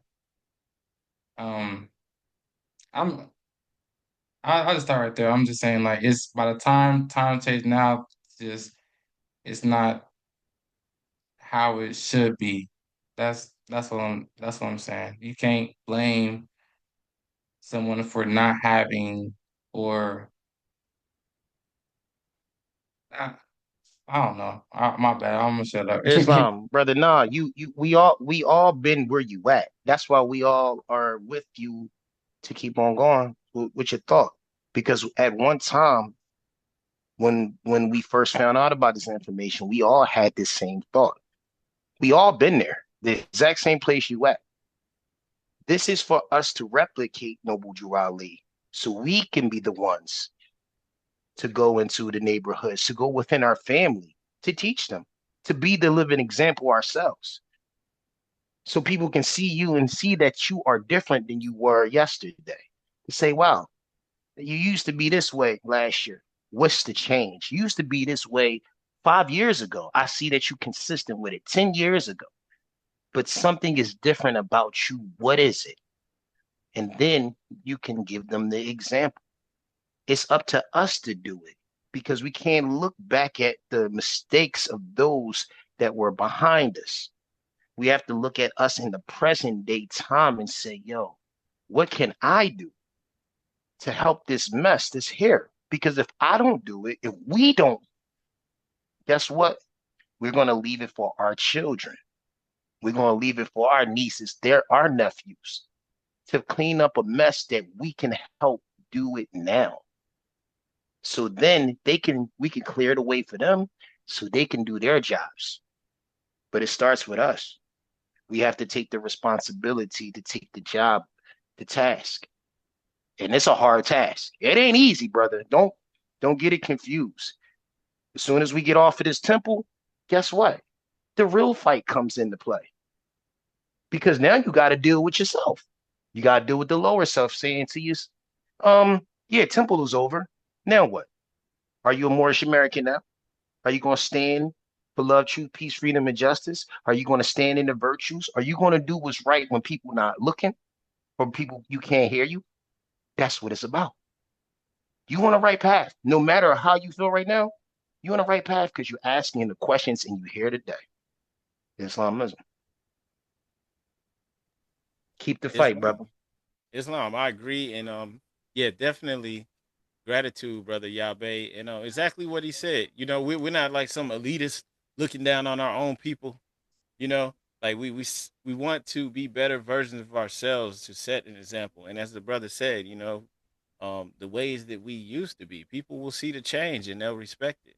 And especially as we do the other part, which is the economic portion, right? Building up our economic security is a part of our religion, which means that we are commanded to go out and start businesses to begin to get and cultivate land to become more independent. And then, of course, that adds weight to what we do when people see that happening. Now, they might actually want to listen to see what's going on. All right. And that really will cause change too in the world. Not even, it will cause change in our communities, but that will also cause change in other communities as they see what we're doing. All right. Um, and so, as the brother said, though, we have to do it. It's not like I can point to some examples that, oh yeah, there's already thousands of more cities. It's like, no, we have to do it. And as we do it, that's going to change the whole entire world eventually, right? And so, we're just coming in, we're working on ourselves, we're working together as a collective to build our own communities, right? And to build them off of these higher principles to show that it could be done, right? So that people now will be looking and it'll be cool to be a good, decent person. When we were coming up, for those of us older, you know, in the '90s, it was cool to be a low life. But we can make it where it's cool to be good, decent people. Where it's cool to be the best version of you possible. Where it's cool to be Allah in man, right? Where it's cool to be your higher self. And it won't be changed by any words that we say. It'll be done by our actions and the example that we actually set in the world. So it's not some, that we could just say and people's gonna follow. They gonna see the example we set and see that we really live what we say that we're doing, and that's gonna bring about change. Islam, I see you, Sister Douglas L. And we have to always remember every empire, every great nation or empire rises with Allah and falls with the lower self. And so we have fell as a people. So now the only way is rising back up through the higher self. And as long as we see it in the positive, because in order to come up, you have to start from the bottom sometimes. And so this is just the cycle starting back over. Our people has fallen. I mean, you can go to the hoods, you can go, to the so-called Black communities, and you can see how far we've fallen, mentally. And we're still great, even at our downfall. So is the higher self is definitely real in us. We just have to take that leap and walk towards the higher self, and we can definitely see that change. And the real question always is, am I ready to be better, to be a better person? Am I ready to walk and understand my higher self and understand my lower self so that I'm not dwelling in it every day? So you don't know what you don't know. A lot of people don't even understand that we have two selves and we operate in one or the other self every day unconsciously. So this is so that we can understand that it is a choice. We could make a conscious decision to walk with the higher self and subdue the lower self. Islam? Islam, gratitude, sister. It says Solomon on here. I'm not sure if that's your real name or not, but please let us know your name and where you're calling from.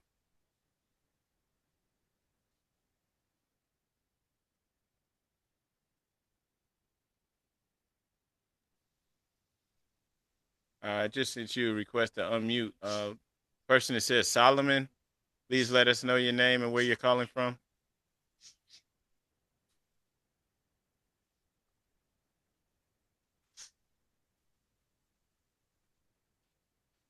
All right. So while we wait for that person, if anybody else has any comments or questions, please feel free to speak.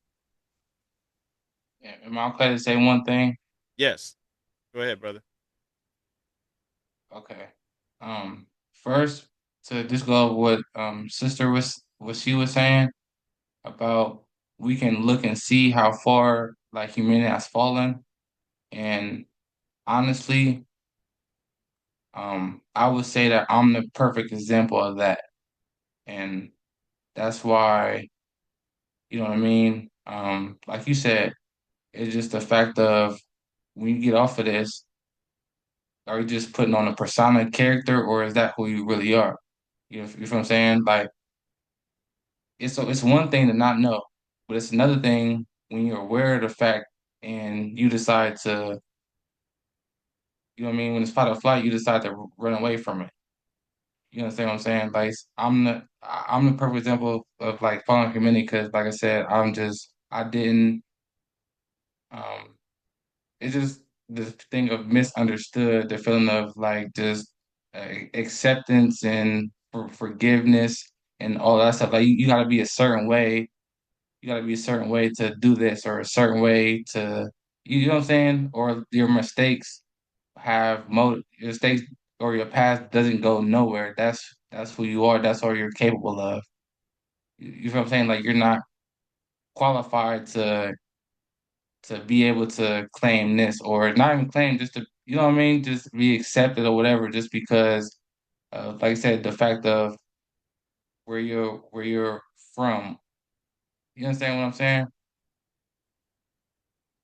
Islam, yeah. We need to talk too tomorrow because like yeah, anything or anyone is trying to like put you or anyone else down to make you feel like you can't do this, like that's Satan, bro. And that could even be somebody that's a loved one, you know? It could even be like parents or family. But if they're putting you down like that, or they're putting me down like that, or anyone else here, like at that moment in time, they're just operating from their lower self. Okay. And I just want to say too, there's nobody in this meeting that doesn't have a lower self. So we all have lower self. We all deal with it or grapple with it, and sometimes we all succumb to it too, not being good and, you know, heavenly or whatever, right? So it's not like anybody's walking around here floating around, without error. So we're all working on ourselves. So yeah, there's no, reason why, anybody should be trying to put anyone down. I mean, there are some things that we could have done in the past is like terrible. Yeah, I'm not even gonna lie. There are some things that's really bad, but still, you know, still, everybody has to go through their trials and tribulations. And when you look at somebody like Malcolm X, he was doing a lot of bad stuff, man. He was robbing folks, he was pimping, his own women out to pale skinned Europeans. He was doing a lot of stuff. And if there's somebody who's like in his ear trying to rub that in his face for the rest of his life, like that, whoever that person would have been, that would have been like a little ant that he needed to flick off his shoulder, right? Because he became Malcolm X. He worked to be his higher self. So none of that stuff really matters. Everything that he went through, the hell that he went through, the hell that we all go through, it's making us something even greater. If we make the decision to now work to be our higher self. If we choose to continue to entertain our lower self, then hey, we went the other direction. But if we seek to be higher, right, then that means everything that we went through is just strengthening us, right? And going back to Malcolm X, that's why he could relate to so many people and why he was so loved and why he's still respected to this day because of what he went through. It made him who he was. And it made it where he could relate to so many people, and because he probably had it harder than a lot of people too. He did time in prison, everything. So it's like, yeah, hey, whatever didn't make you, you know, excuse me, whatever didn't break you, it made you stronger. And that's, the case for all of us, across the board. And I just wanted to make sure I said that. I yield the floor uh, to any questions or comments before we go into the closing. So if there's any other questions or comments, please go ahead and speak now.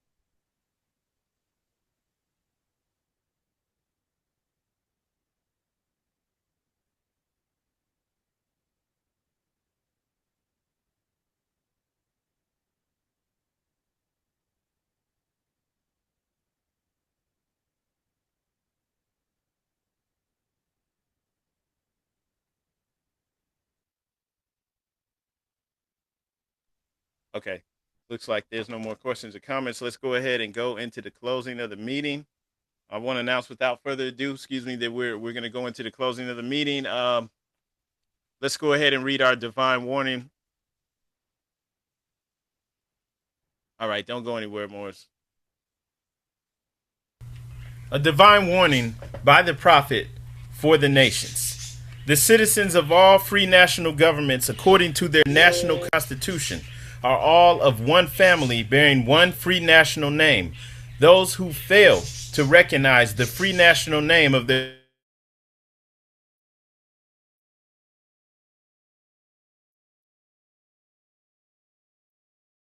care to bestow upon them. And it is a sin for any group of people to violate the national constitutional laws of a free national government and cling to the names and the principles that delude to slavery. I, the prophet, was prepared by the great God Allah to warn my people to repent from their sinful ways and go back to the state of mind, to their forefathers' divine and national principles, that they will be law abiders and receive their divine right as citizens according to the free national constitution that was prepared for all free national beings. They are to claim their own free national name and religion.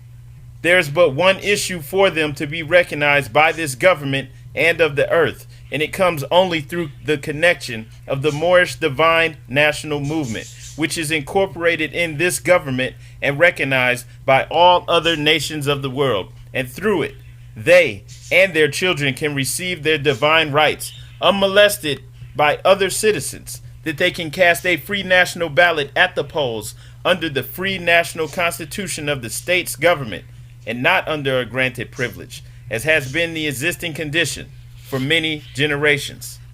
You who doubt whether I, the prophet, and my principles are right for the redemption of my people, go to those that know the law in the city hall and among the officials in your government, and ask them under an intelligent tone, and they will be glad to render you a favorable reply.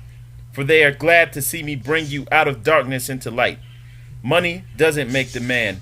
It is free national standards and power that makes a man and a nation.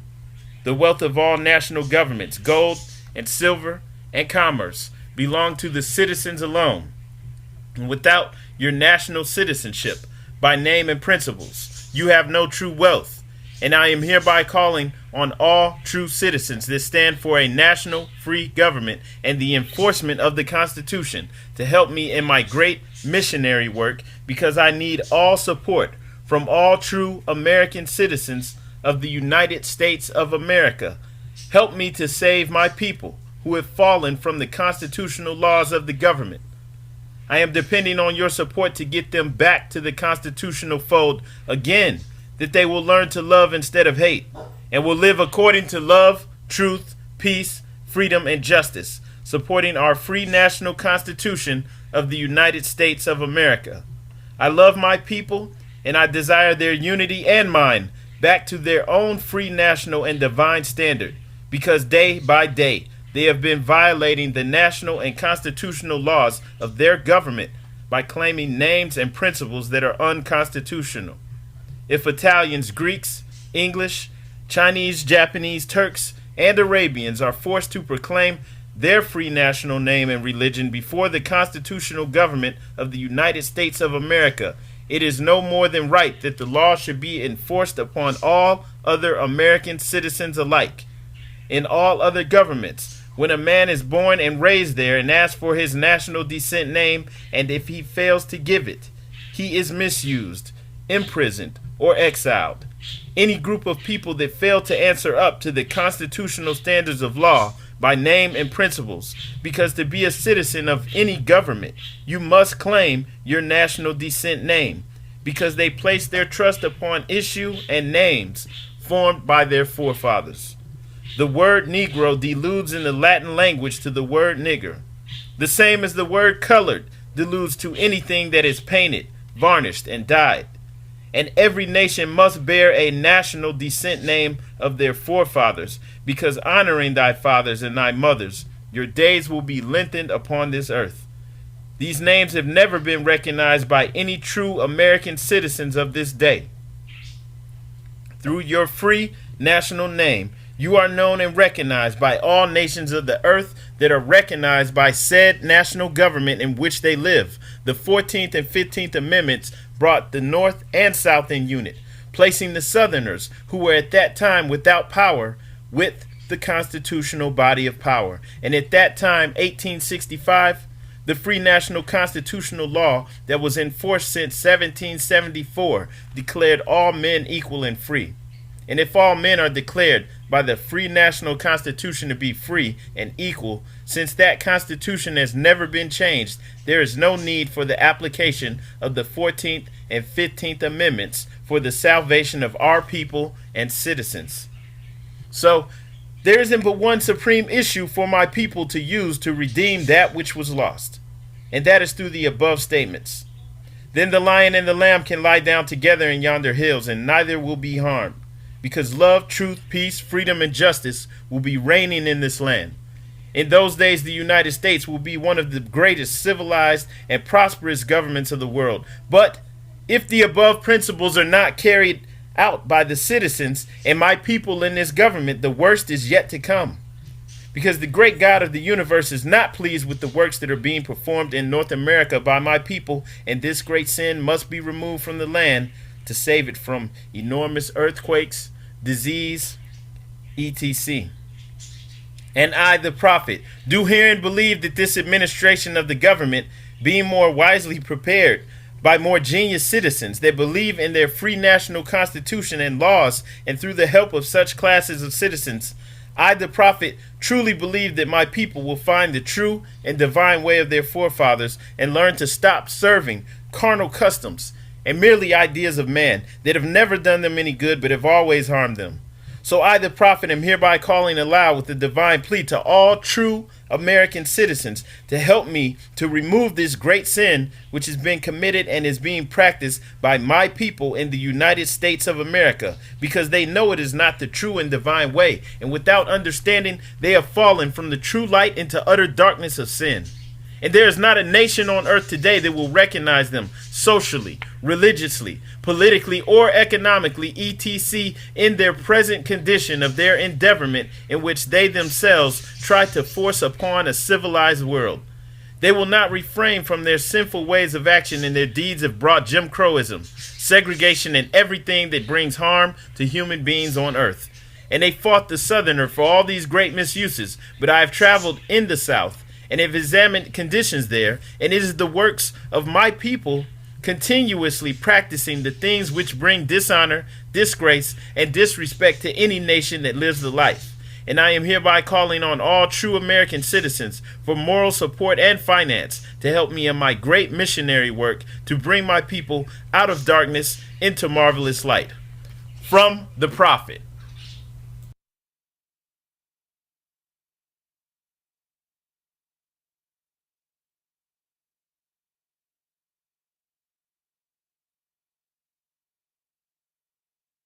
All right, Islam Moorish part itself. Before we close out, I would like to put the call out there for collections for anyone who would like to assist us in the great work of uplifting fallen humanity. Please send a donation to our temple. You can always just go to MoorishAmericans.com. That's our local temple website. It's MoorishAmericans.com. Just scroll down to the bottom of the page and use that donate button to send a donation to our temple. If you have any questions or would like to join Proclaim Your Nationality, use the contact button on there and fill out the contact form, or use the phone number to give us a call. We would need to talk to you. And that's about it. So moving forward, though, if you are interested, though, use that form. If we haven't spoken to you already, make sure you use the form or use that phone number to reach out. And then also,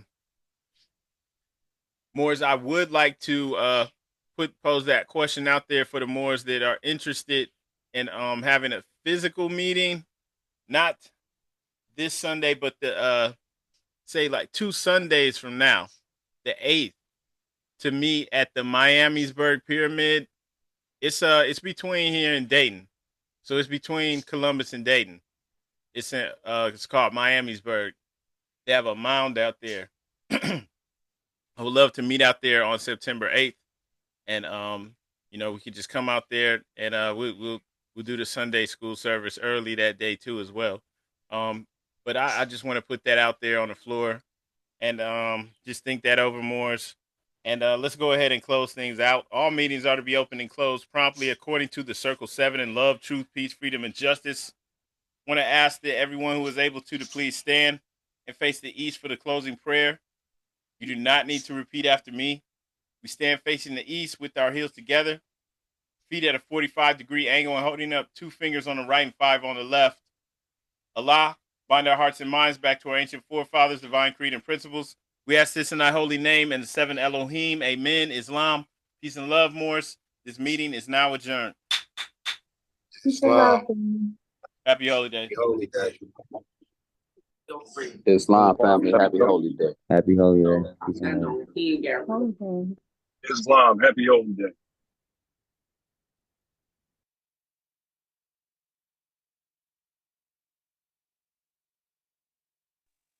Holy day.